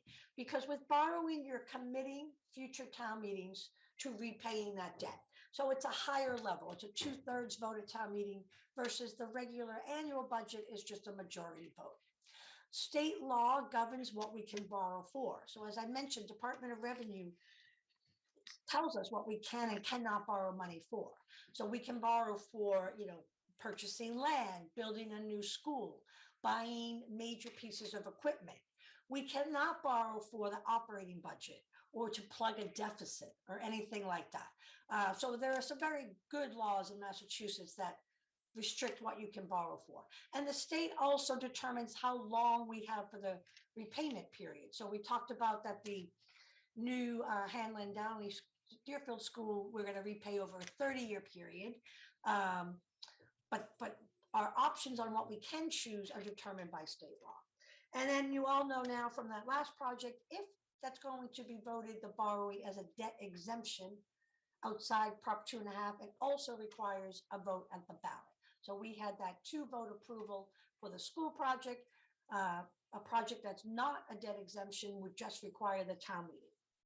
So once town meeting approves it, we actually issue bonds. We get our credit rating updated from the rating agencies before we sell the bond. The town treasurer then conducts a public bond sale. The sale might include multiple borrowings that have been approved by town meeting. We would issue a long-term bond. We also have the option of doing a short-term note before we go long-term. So we sell our debt at a public sale. The completion of the sale, the town gets the money. We enter into a repayment schedule, just like with a mortgage. And then the repayment, the debt, the principal and interest each year is included in the budget as we go forward. So again, the town meeting has to authorize up front because it's committing future town meetings. Once we get to these debt repayments, it's a given. The town has no option whether to make those payments or not. We're including those payments each year in the budget. So a quick look, this slide shows you what we have outstanding in current debt. In green, 32.6 million total. It shows our recent debt. We did a $7.7 million bond in March of this year, 2021. That term, some of the terms in there were 8 up to 20-year terms, and we got 1.1% interest rate. So great time to sell bonds. In that bond sale, we refinanced some debt. We refinanced the Thurston modular projects and the new library debt. Both were at about the halfway point of 20-year terms. So we had some significant savings from the refinancing. Previous to that, our last bond sold was in August 2016, a $16 million bond. Some of the terms there were up to 30 years. That bond did include the new police station, which is on a 30-year repayment, and we got 2.4% interest for that bond. And then finally, just the repayment of our debt going forward. And we looked at this a great deal when you were reviewing the school project. This graph shows our debt repayments on debt outside of Prop 2.5, which for right now is just the high school and the library. In current year, fiscal 22 in green, we have $1 million. Next year, the last year on the high school project, FY23, we'll stop paying for the high school. That gives us a drop down of our debt outside of 2.5. That's where the new elementary school will start to come in 24 and further. And then the chart on the bottom is the debt within Prop 2.5. So all of the debt other than the high school and library. In the current year, fiscal 22, $3 million in debt for principal and interest. This is the last year of a previous 10-year road bond. We'll have a drop off as that bond is completed. The road bond that the 2020 town meeting approved for $4.5 million for all the work that was done this summer around town. We will issue that debt this spring, and the repayment's going to fit right in here and kind of keep us steady with our current debt. So that's a nice rollover of that previous 10-year bond ending and the new bond coming in. So that's our quick look at debt. So that's really a completion of kind of that overview. Our timing, how our process works, our main revenue sources, our main expense sources, our main savings account balances. So happy to take any questions if people have, or if there's anything else you'd like to look at. Pam, can you take that presentation down so we can see everybody? There we go. Thank you. Sure. All right. Use the little raising your hand button if you know how to do it. If you don't, no, nobody. Peter Iddick, it looks like you have your hand up. Yes, I have a couple of questions about taxes and the tax levy. And I would like to share my screen, if I may, in order to do this. Tell me if you're able to see that one.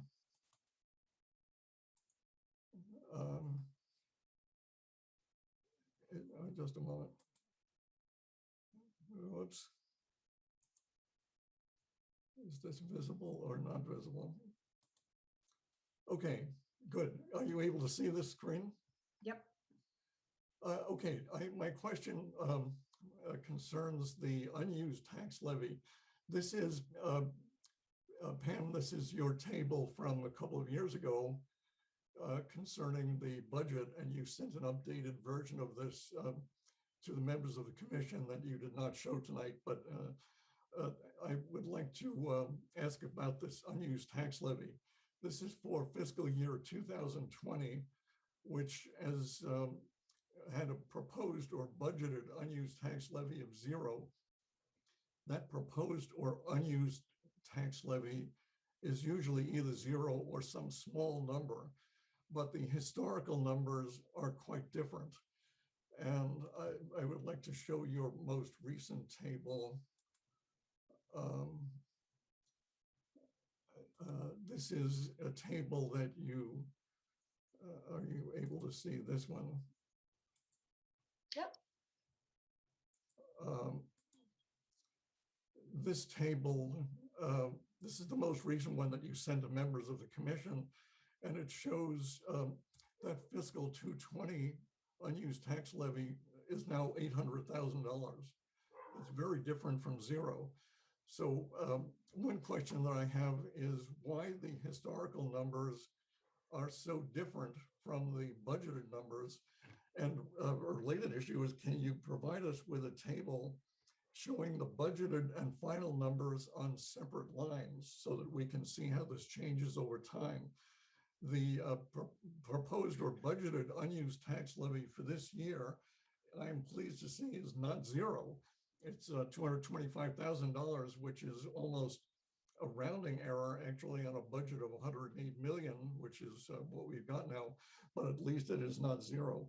But my question has two questions, really. One is, can you explain why the 0 became 800,000, which is a typical change, and can we have a table showing the budgeted and final numbers on separate lines?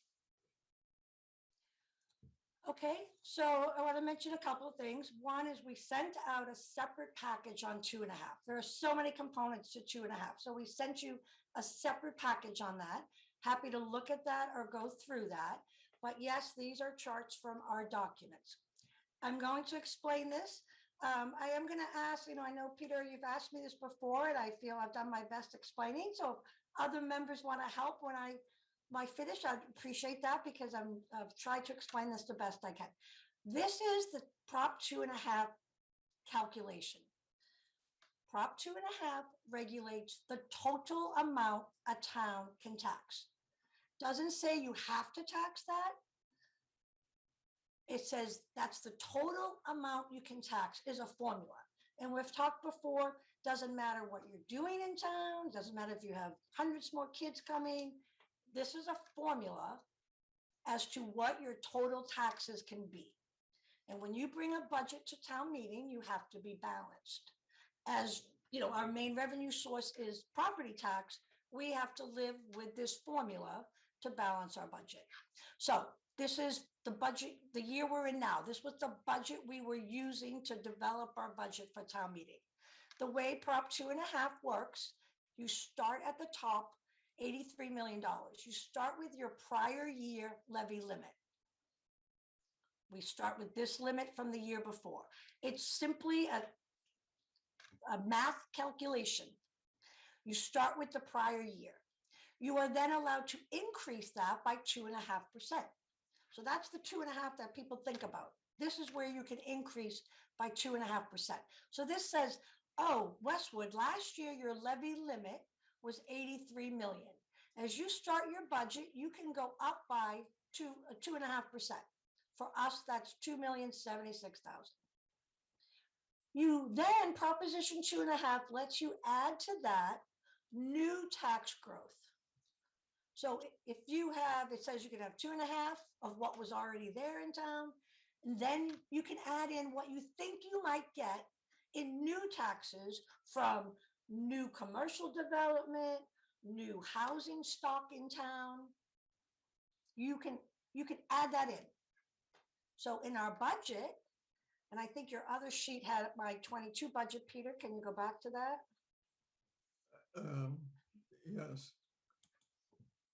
Right there, we're showing estimate of what that new growth might be.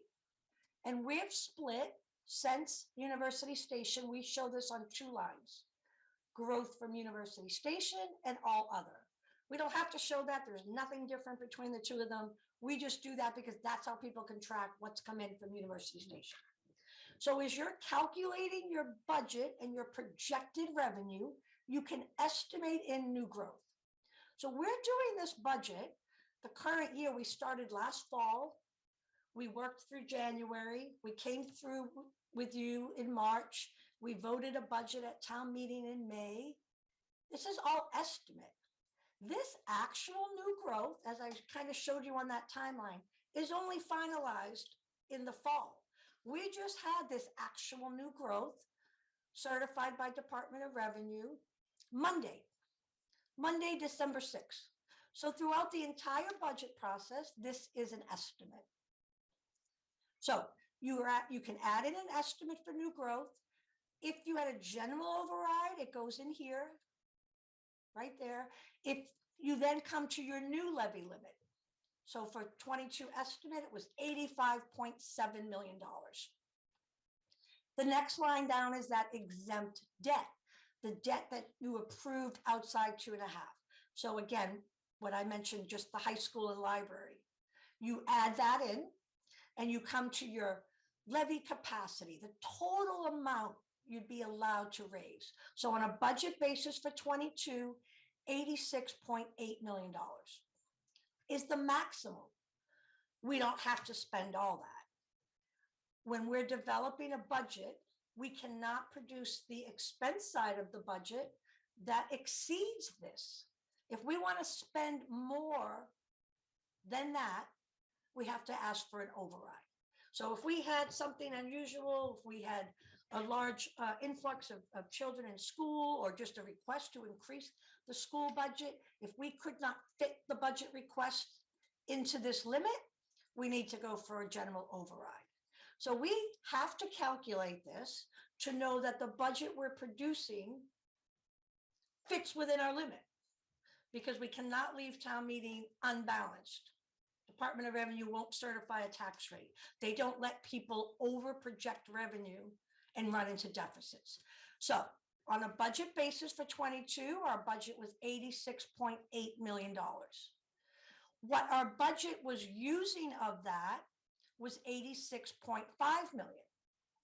So for all the pieces in the 22 budget that you were reviewing, school, municipal debt, fixed costs, what we needed from tax revenue was 86.5, leaving us the balanced. And that's called unused levy. It meant on a budget basis, we could have increased our budget by 225,000 and been balanced. We didn't. What Peter's referring to, and we've tried to be clear, in the budget process, this new growth is estimated. Again, we're using this number from fall last year of 2020. That number was only certified December 6, 2021. We're estimating. Absolutely, we are conservative with this estimate. If we were aggressive with our estimates for new growth and pumped up what we could tax and then pumped up our budgets, if we did not meet these numbers, we would have to have a special town meeting and vote down our budgets. So we are conservative with this. It'd be super easy to increase these numbers and spend more. We choose not to. We choose to be conservative and spend less. So again, if we wanted to spend more in our school budgets, our operating budgets, we would pump these up. We say, what do we know for sure will take in a new growth that we can reasonably present to town meeting that we will be able to live within our levy limit? Once our numbers are approved in the fall, we come back and now we have our actual. So if, this 22 is going to look quite different. This new growth is going to be higher. All the other numbers are exactly the same. You come from the year before, you add 2.5. New growth is going to be, what was it really? New growth is anything that was built and constructed by June 30th of 2021. So obviously it's estimates through the whole process when you can calculate it through June 30th. So this number will be different. Our uppermost limit will be different. What we actually used at town meeting will be exactly the same. We can't spend more of it because we have a higher limit. We're only spending what town meeting said we could spend. So yes, our number on the bottom is going to be higher. That's a good thing. That meant we're controlling the budget. We could have been aggressive and spent more money than we did at town meeting. Why are we conservative? Because if you don't meet your estimates, you've allocated money at town meeting, the schools have gone off and hired teachers, they've put plans into place. You don't meet these estimates, you have to come back, have a town meeting, vote down your budgets. Things can happen. You're estimating new growth from the fall through next June. You could have a project that gets delayed. You think you're going to have a new development go in. Something delays it. The economy, COVID, a bad weather, whatever it might be. So it is a very good thing for this town that we are conservative with the estimates. We limit the growth in the budget.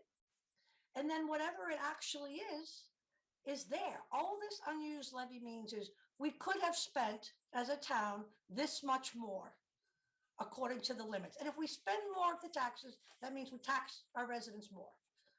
So if you look over at FY19, our excess levy, just over $1 million, that means we could have taxed our residents more by $1 million. We did. Right, I understand the unused tax levy that is proposed in the budget is of a very different character than the final numbers that are much larger. My However, I'd like to know, because they do have a different character, I'd like to know whether you can give us a table that shows the estimated numbers in addition to the final numbers on separate lines, so that, for example, when the zero becomes 800,000, we could see both of those numbers on the same table. In any case, that's a request, but I have another question that I would like to ask. One more question, Peter, assuming it's All right, not a one more question question. you've already Yes. asked Pam in the past. My other A question. new question? Yes, my other question concerns the tax rates. This table shows tax rates for Westwood, the ones that are available from the state. And this is from fiscal 2021, before the 3.5% tax increase voted at the town meeting and before the override. And I have my questions about this are, one is, why is Westwood so high in comparison with these other communities? And what's the new number going to be next month? It's going to be printed on the bills, and will it be in excess of $15? It will not be in excess. It will be done, as I stated before, after the select board has that classification hearing on the 6th. I will just point out that when you look at tax rate, you're only looking at one piece of the tax bill. The tax rate times value is what gives you your tax bill. So when you look at Wellesley has a lower tax rate, the property values in Wellesley are significantly higher than they are in Westwood. So you can't look and say, oh, I'd like my tax bill to be like Wellesley at this tax rate versus Westwood, because the properties there are much higher value. The tax rate is only one piece. It's rate times value gives you your actual tax bill. Why are we different from some of these communities? Some of these communities have, as I mentioned, you look at Boston, Norwood, Needham, all of those have significantly more commercial property than Westwood does. Significantly more. So their commercial is paying much more of the total taxes than in Westwood.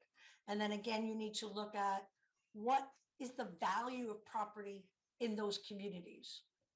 You can't compare Wellesley at a flat rate to us when their values are much higher. Okay, Pam, thank you very Thank much. you. Peter, would you take your screen down so we can see everybody? Okay, great. Any other questions for Pam? All right. Nice job, Pam. Chris, yes, Pam, thank you. Christina, are you raising your hand? Okay. Pam, I love that. That was great. Do you mind just sending that to the committee so that we can, that I can take a look at it, the busy time, so I can start planning my calendar around when I have to make myself more available. So you have all that. I do. Jane sent that all out. Jane, when did you send all that? Last week, I believe it was either Tuesday or Wednesday. Yeah. If you look, you'll see Jane sent it all. If you need it, she can send it again. It was sent on 11/24 at Wednesday. 10 a.m. Thanks, George. Oh, we realized, Christina, it was Thanksgiving and people had other things. Yes. We were going to be able to look at that. I'm happy to go through. One of the other packages that we didn't go through tonight is the whole little package on just Prop 2.5, because there's so many components and it is difficult. So as people look through that, especially newer members, if there's any questions, please shoot them in. Happy to go through that at other points. It is the biggest, part it drives our whole finances. So we do like to make sure that we kind of walk through that as best we can. Yeah. Yeah, I missed it. That was my fault. Thank you. No, that's Okay, great. So Any other questions? Yes, Nadine. See, I'm getting good How at are seeing you? those little things up there. Hi. Hi. I actually got this question from my neighbor who has been living in Westwood for maybe over 30 years, and he just found out that I was on the Finance and Warrant Commission. He was like, "Oh, could you ask this for me?" So he said that he was concerned about kind of the culture of the town of Westwood now, and he was saying that, you know, because of the rate, the rising tax rate, he was saying that, you know, we're kind of pushing out, we're changing the demographics a little, and we're pushing out people that maybe may just want to live in Westwood but don't have kids that go to school or are not, you know, as you know, as wealthy as maybe more young couples with children now who want to live in Westwood for their school because it's such a good school district. So he was concerned about kind of it becoming limited to just that demographic and pushing out more like the senior citizens and also just people like, you know, my parents, who all of us are out of school, but they love the town of Westwood and they want to stay here. But with the increase in tax rate, it's, you know, it's becoming more and more difficult. So I just, how do you address that? Pam, I just want to, I was going to compliment you on exactly what she just said, which I think was opportune. The Prop 2.5 PDF that you sent out, the page, I think it was page like 7 of it, did an awesome job illustrating just the point that Nadine's bringing up. I can open that if you want. What? Yeah, I saw that the program for the senior citizens. Like Yeah, the could 10 you go in different depth? programs. Yeah, could you just explain that a little more too?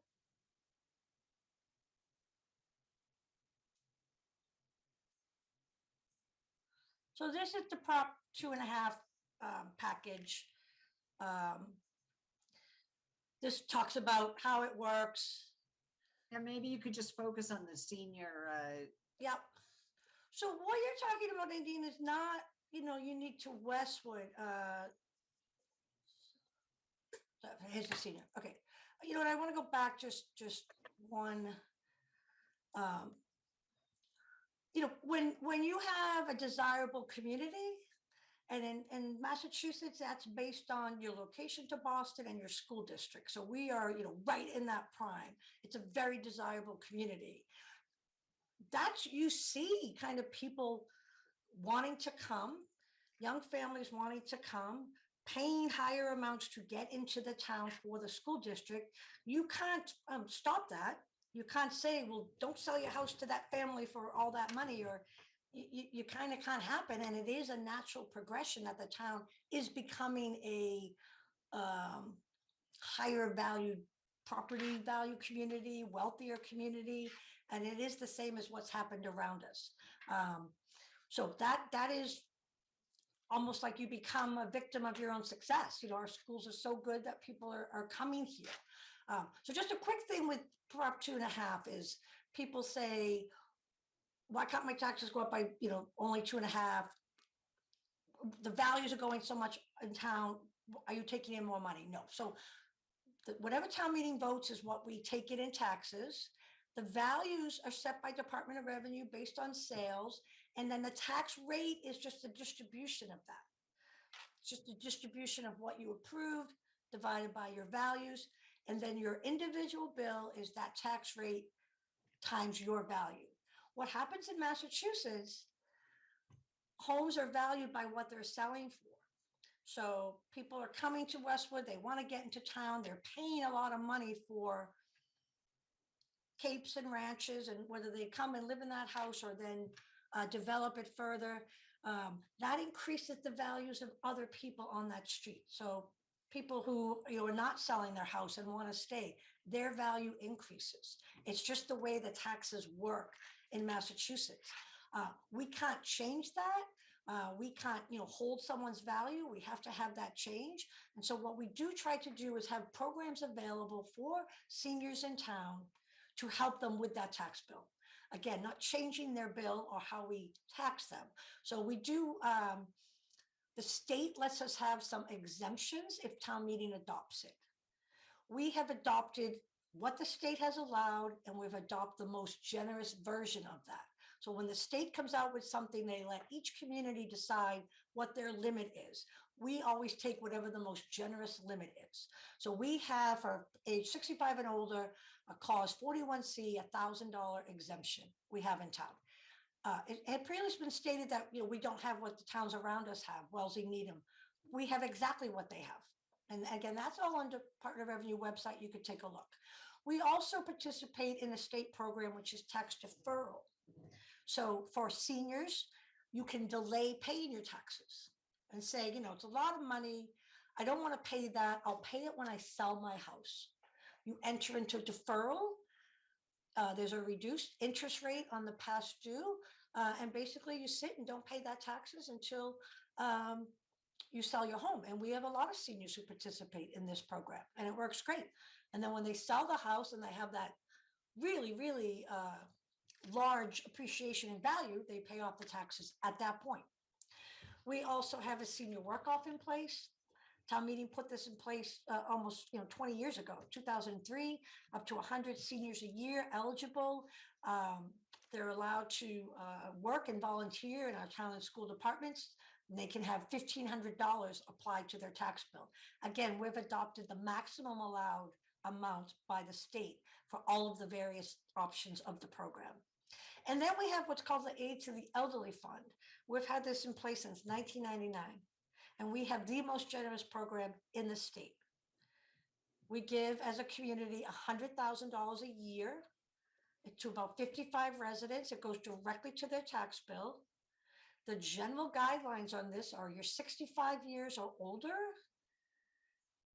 and you have what the state uses for that state circuit breaker on your state income tax as your income. And it's approximate. That is currently about $61,000 a year, and you're 65 or older, you can participate in this program. So our town meeting, what we give to each of those seniors is about $2,000 a year.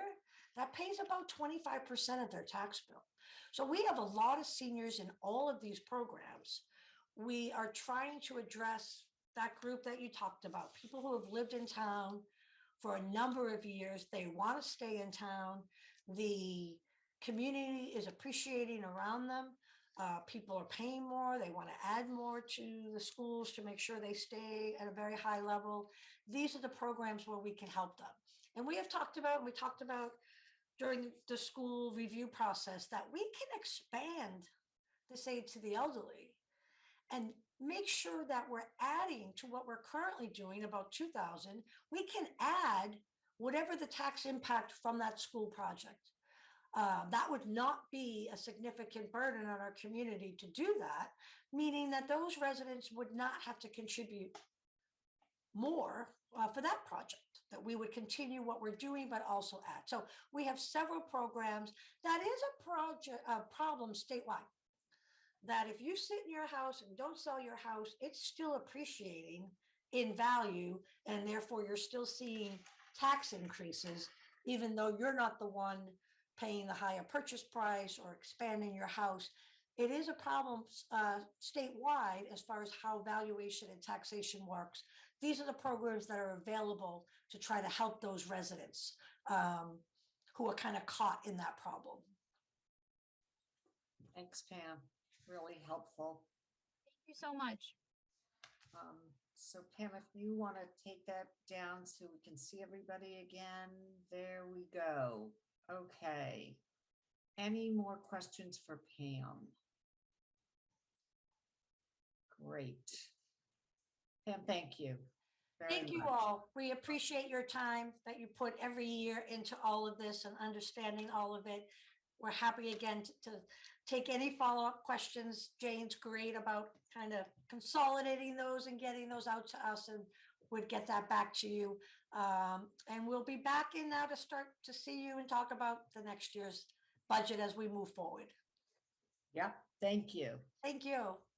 All right. So we've done questions and comments from FinCom members. Do we have any public or press? We do not. No. Okay. Nothing in, nope. Chair's update. So this is just a reminder, we are going to assign subcommittees. Everybody is going to participate in a subcommittee. We have a lot of work to do this year. So please get your preference in. If you don't have a preference, we'll assign you. And so let us know right away. Jane and I are probably going to connect on that this week and get those out to people ahead of time so you know what subcommittee you're on. But be sure if you haven't already sent a preference in, do that this week if you can. I want to just say, Nadine reminded me of our mentor program. We do have a mentor program. Every new member was assigned a mentor early in the year. And so what I'm going to ask is if Jane, you would send those out again so everybody knows and is reminded who the mentor and mentee is.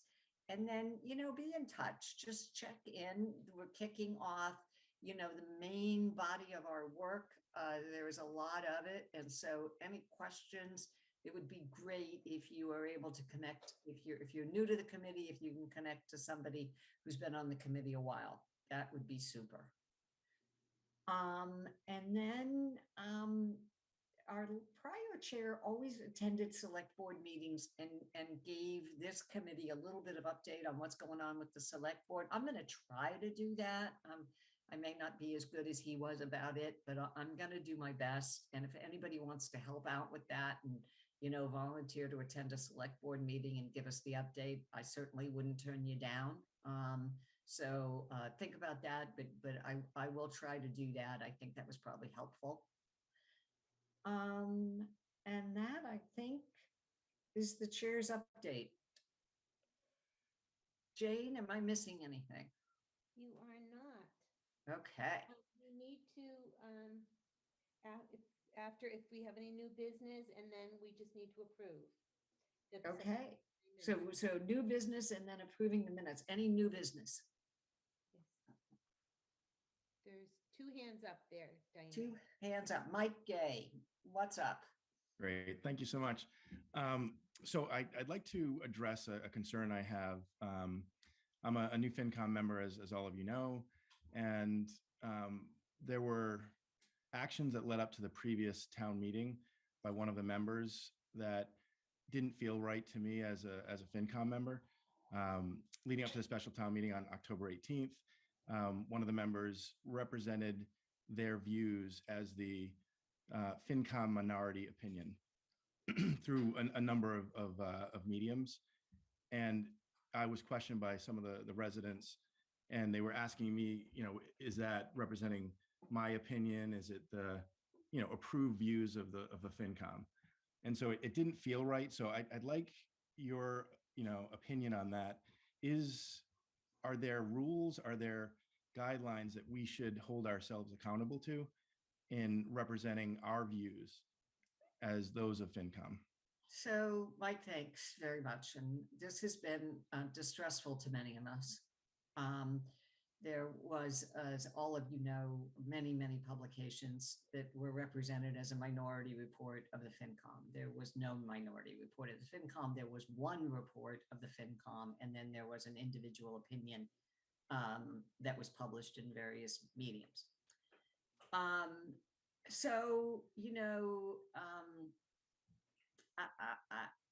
People have to behave. Go ahead, George. I know you want to say something. Go ahead.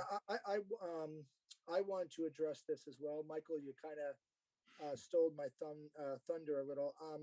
And I want to address it in the sense of, I've been on a few nonprofit committees, and working as a committee is not always easy, but it is a necessity. So I jotted a few notes down during the meeting, and I would say less than 1/3 of the town actually knows what the FinCom specifically does, and the fact that we're an appointed group and we pretty much act solely as an advisory role. And like any group, the FinCom has its integrity and its credibility, and that's its cachet, and that allows the public to trust us. And when we actually do support a warrant, it actually means something. And my concern, which is pretty much what you're addressing, Michael, is that this committee completely appeared dysfunctional because of one member's actions. And as a committee or a team, when a decision is made, the team should support that decision, or at least very respect it. There should be lots of discussion, varying opinions, and ultimately a decision being rendered. In the case of the Hanlon project, there was a ton of discussion, varying opinions, meeting after meeting, all following the correct process. And ultimately, a decision was rendered and supported by a vote overwhelming in the majority of 9-2. And I have no issue with members of the committee voicing a dissenting opinion. And as everybody saw tonight, if I'm wrong, I'll own it. You know, I welcome new information or viewpoints, but my concern is that when an opinion, that this opinion was done and it came across as though it was a minority, an official FinCom minority position, which to the best of my knowledge is possible, but in this case, it wasn't. The chairman has the right to determine if there should be a minority opinion or position as well. It was a misrepresentation that confused the residents, and I'd been in Westwood for 37 years. And people came up to me and said, George, I'm ashamed. I thought you were in support of the schools. Why didn't the FinCom support it? And it was frustrating. And I gave them an explanation, and I could just tell it made us look ridiculous, like we were a fractious board, and we weren't unified. I mean, the hope is that we're all volunteering to serve the town of Westwood in the best interest of the town of Westwood, not our own, not any individual. I would love to not pay real estate taxes, but you know what? It's not realistic. We need to work as a team, or at least be respectful to the whole team. And if you don't support a decision that was made, at least have the class or show the respect for the process that the decision went through. And it's similar. I tell my kids, you may like the president or not like the president, but you respect the Oval Office. You may not like our decision, you may not support it, but at least have the respect for the fact that we went through a set process, we followed it, and as a group, we decided something. You know, if we give the appearance that we're a dysfunctional committee, then we lose all of our cachet. And when we actually support something, it's not going to mean anything. George, Thanks, thank Simon. you. Mike, thank you. Tom, are you raising your hand? Okay, go. Uh-oh. Thank you. The big problem I had with the letters to the various media and all was the representation as a FinCom member. If somebody wants to write into the media as just a resident, then that's their right, whether how factual or inaccurate the facts that were presented may have been. But the fact that the representation was as a member of FinCom, and the big problem I had was that there were things that were just inaccurate that were written. And Maya Plotkin, she, I thought she did a nice job in terms of one of the responses and rebuttal. But a lot of times you don't see the rebuttal, but it doesn't matter. It doesn't matter. Somebody shouldn't have to correct incorrect statements made to a media outlet as and touting yourself as a member of FinCom because it's representative of FinCom. So I agree with Mike and George, and I wasn't happy with it at all. And I had made a request, should I respond to this? But then then I think we become like a sideshow, and now we're slinging mud. Yep. And so I was really unhappy with it, and obviously I'm not alone, which is great. And I don't want to see that again. I really don't. It's an embarrassment. Thanks. Thank you, Tom. Does anyone else want to speak on this issue? Well, yes. Well, you're speaking about me. I think I might reply. A couple of comments. I mean, one is there was an email message from the town council in September of 2020 saying that the Finance Commission make a recommendation on every article that is considered a town meeting. They also do a write-up explaining their position and will sometimes do a majority opinion in support of what they recommend and a dissenting opinion for those who disagree with the majority opinion. Clearly, I disagreed, and my dissenting opinion was not included in the 11-page report that Peter, claimed that's to be the absolutely report of true. Finance The Commission. report If I is might written finish my- and what I'm trying- issued by the Finance Committee. The Excuse me. Finance Commission May I wrote finish and what I was trying to say issued here a before report. being interrupted? It was not, I would- it did not I would- include every I would- individual I opinion. I would The Finance be able to Commission finish what I report was saying is the without report of an the interruption. committee. There was no minority report. There was as no you majority represented. report. The report was not approved by the commission. It Was was not approved by by the a commission. majority. It wasn't approved by a minority. There was no vote on approving that report. It Peter, was that is approved your by inches opinion. too. It was a The minority. It was chairperson the report apparently took of it the as commission. her responsibility. This is the chairperson was actually not present for the final debate and vote, but The uh, chairperson was present in the form of the vice chair, George Hertz. So I do believe that the opinions of the commission are important and have been expressed. I think it's very clear that the commission does not expect an individual member to behave this way in the future. Individual members are absolutely allowed to express their own personal opinion and are encouraged to do so. But the report of the commission is the report of the commission. There is no minority report that's issued by any individual person. the minority reports have been done by the commission in the past. And it was not done And this there- time. there was no vote approving this report, and the report did not include minority opinions. There was no vote by this commission approving the report. Let me, time out. Let me make a couple of observations since I chaired that meeting and actually I did the write-up. Number one, we fully discussed and vetted the issue at hand. We did it in public, and then when we concluded the meeting, we had a very, very vigorous debate, and we discussed it again before we reached our vote, which was, as I recall, 10-2. One of the things we've always attempted to do in the write-ups, if there were issues that were raised, we discussed those issues. And there were some issues around senior tax relief, there were some issues around the Sheehan School, and there were some issues around the fire station. And in the write-up, we attempted to at least recognize that there were some concerns and issues raised. But at the end of the day, in this case, the Finance Committee's report, as somebody has said, was an overwhelming majority of 10-2. That In the report was write-up, not approved. hey, I'm talking, Peter, I'm talking. That was In not the approved I on the said, report. Peter, I don't want you to interrupt me. In the report, it's the obligate, we assign people to do the write-ups, okay? The chair has the discretion of reviewing the write-ups to make sure they reflect the decisions that the board made.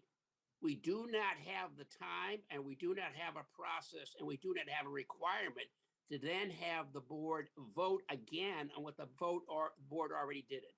That write-up is the responsibility assigned to individual members, and the chair has the right to review it.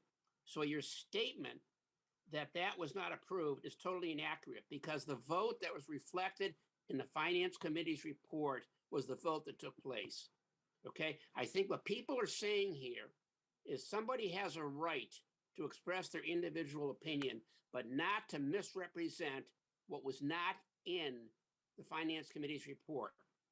And I think in the past, where there has been let's just say 3 or 4 or 5 people who took an opposing view, and frankly, a lot of that took place around the library vote, we felt it was important at that point in time to allow that group to produce an opinion that we would publish in there, but not for every individual who may be opposed or in favor of an article.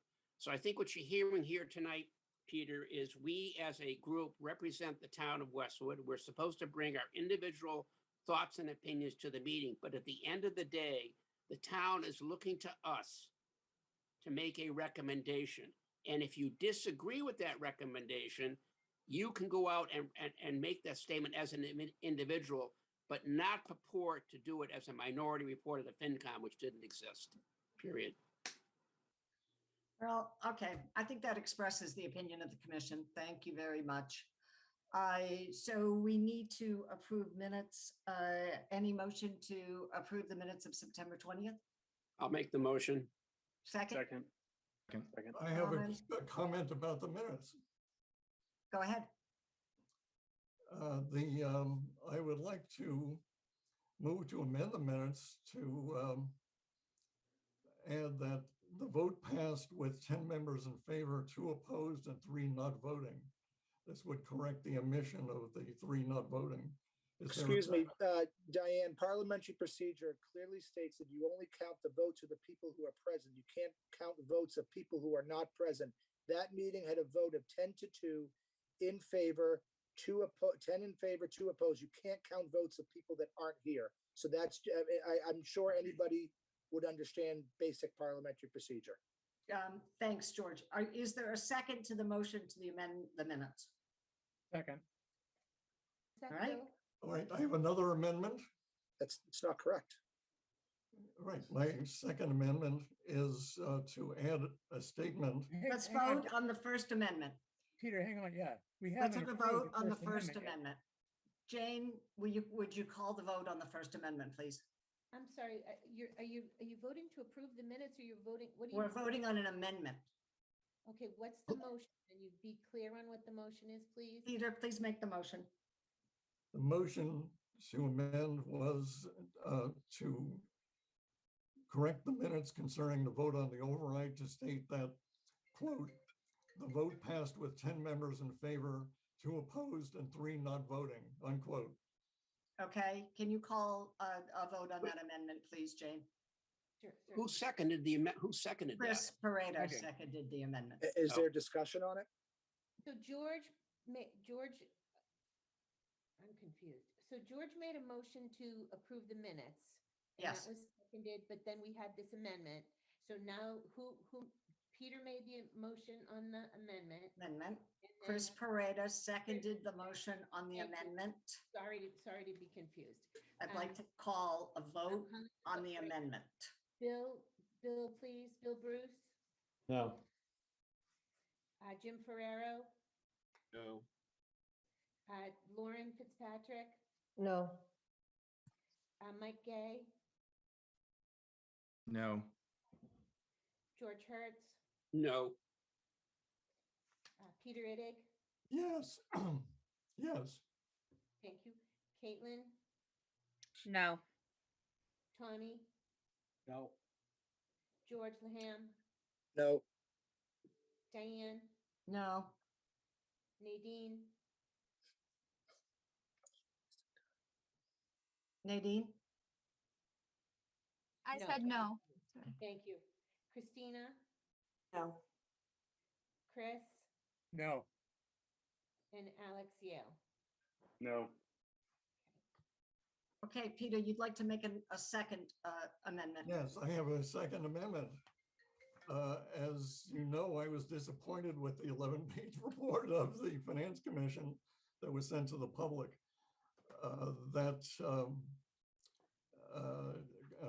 There's a letter from the chair that says that following. Peter, if you have an amendment, please make All right. the amendment. The amendment is the report of the Finance Commission that was mailed to the public about the Hanlon override was not reviewed or approved by the Finance Commission prior to publication. Is there a Is there a second? second on that amendment? Hearing none, we'll move forward to the vote on the minutes. Would you Call take the a vote question. on the minutes, please? We need to make a motion and a second. Okay, so we had a motion to I approve. Motion the to made a minutes, approve motion, minutes. I made a motion to approve the minutes. And a I second? seconded. I Okay, second. That's already been seconded. Alex, please call the vote on the minutes. Bill, Yes. Jim, Yes. Lauren, Yes. Mike, Darn, mute button. Sorry about that. No, yes. George, Yes. Peter, No, Caitlin, Yes. Tommy, Yes. George, Yep. Diane, Yes. Nadine. I see you. Yes. Nadine. Yes, yes. Thank you. Christina, Yes. Chris, Yes. and Alex. Yes. Okay, thank you all. Any other comments tonight? If not, thank you all so much again. Get your subcommittee reports into Jane. Please consider attending the planning board meetings or listening to them. They're all recorded. If you've got any questions you want to submit them to Jane, and Jane will get them out. And thank you all. We think we need a motion. Oh, do we need a motion to adjourn? Yes. Okay, go ahead. I'll make the motion. Okay. Thanks, George. And Second. I've got McCabe for second. And Bill, Yes. Jim, Yes. Lauren, Yes. Mike, Yes. George, Yes. Angela, oh, sorry, Peter, Yes. Caitlin, Yes. Tommy, Tom, Yes. thank you. George, Yes. Diane, Yes. Nadine, Yes. Yes. Christina, Yes. Chris, Yes. and Alex. Yes. Thank you. Okay, Good I night. think that's it. Thank you all. That is. Night. Good night, Okay, everyone. good night, guys. See you Night. all. Bye-bye.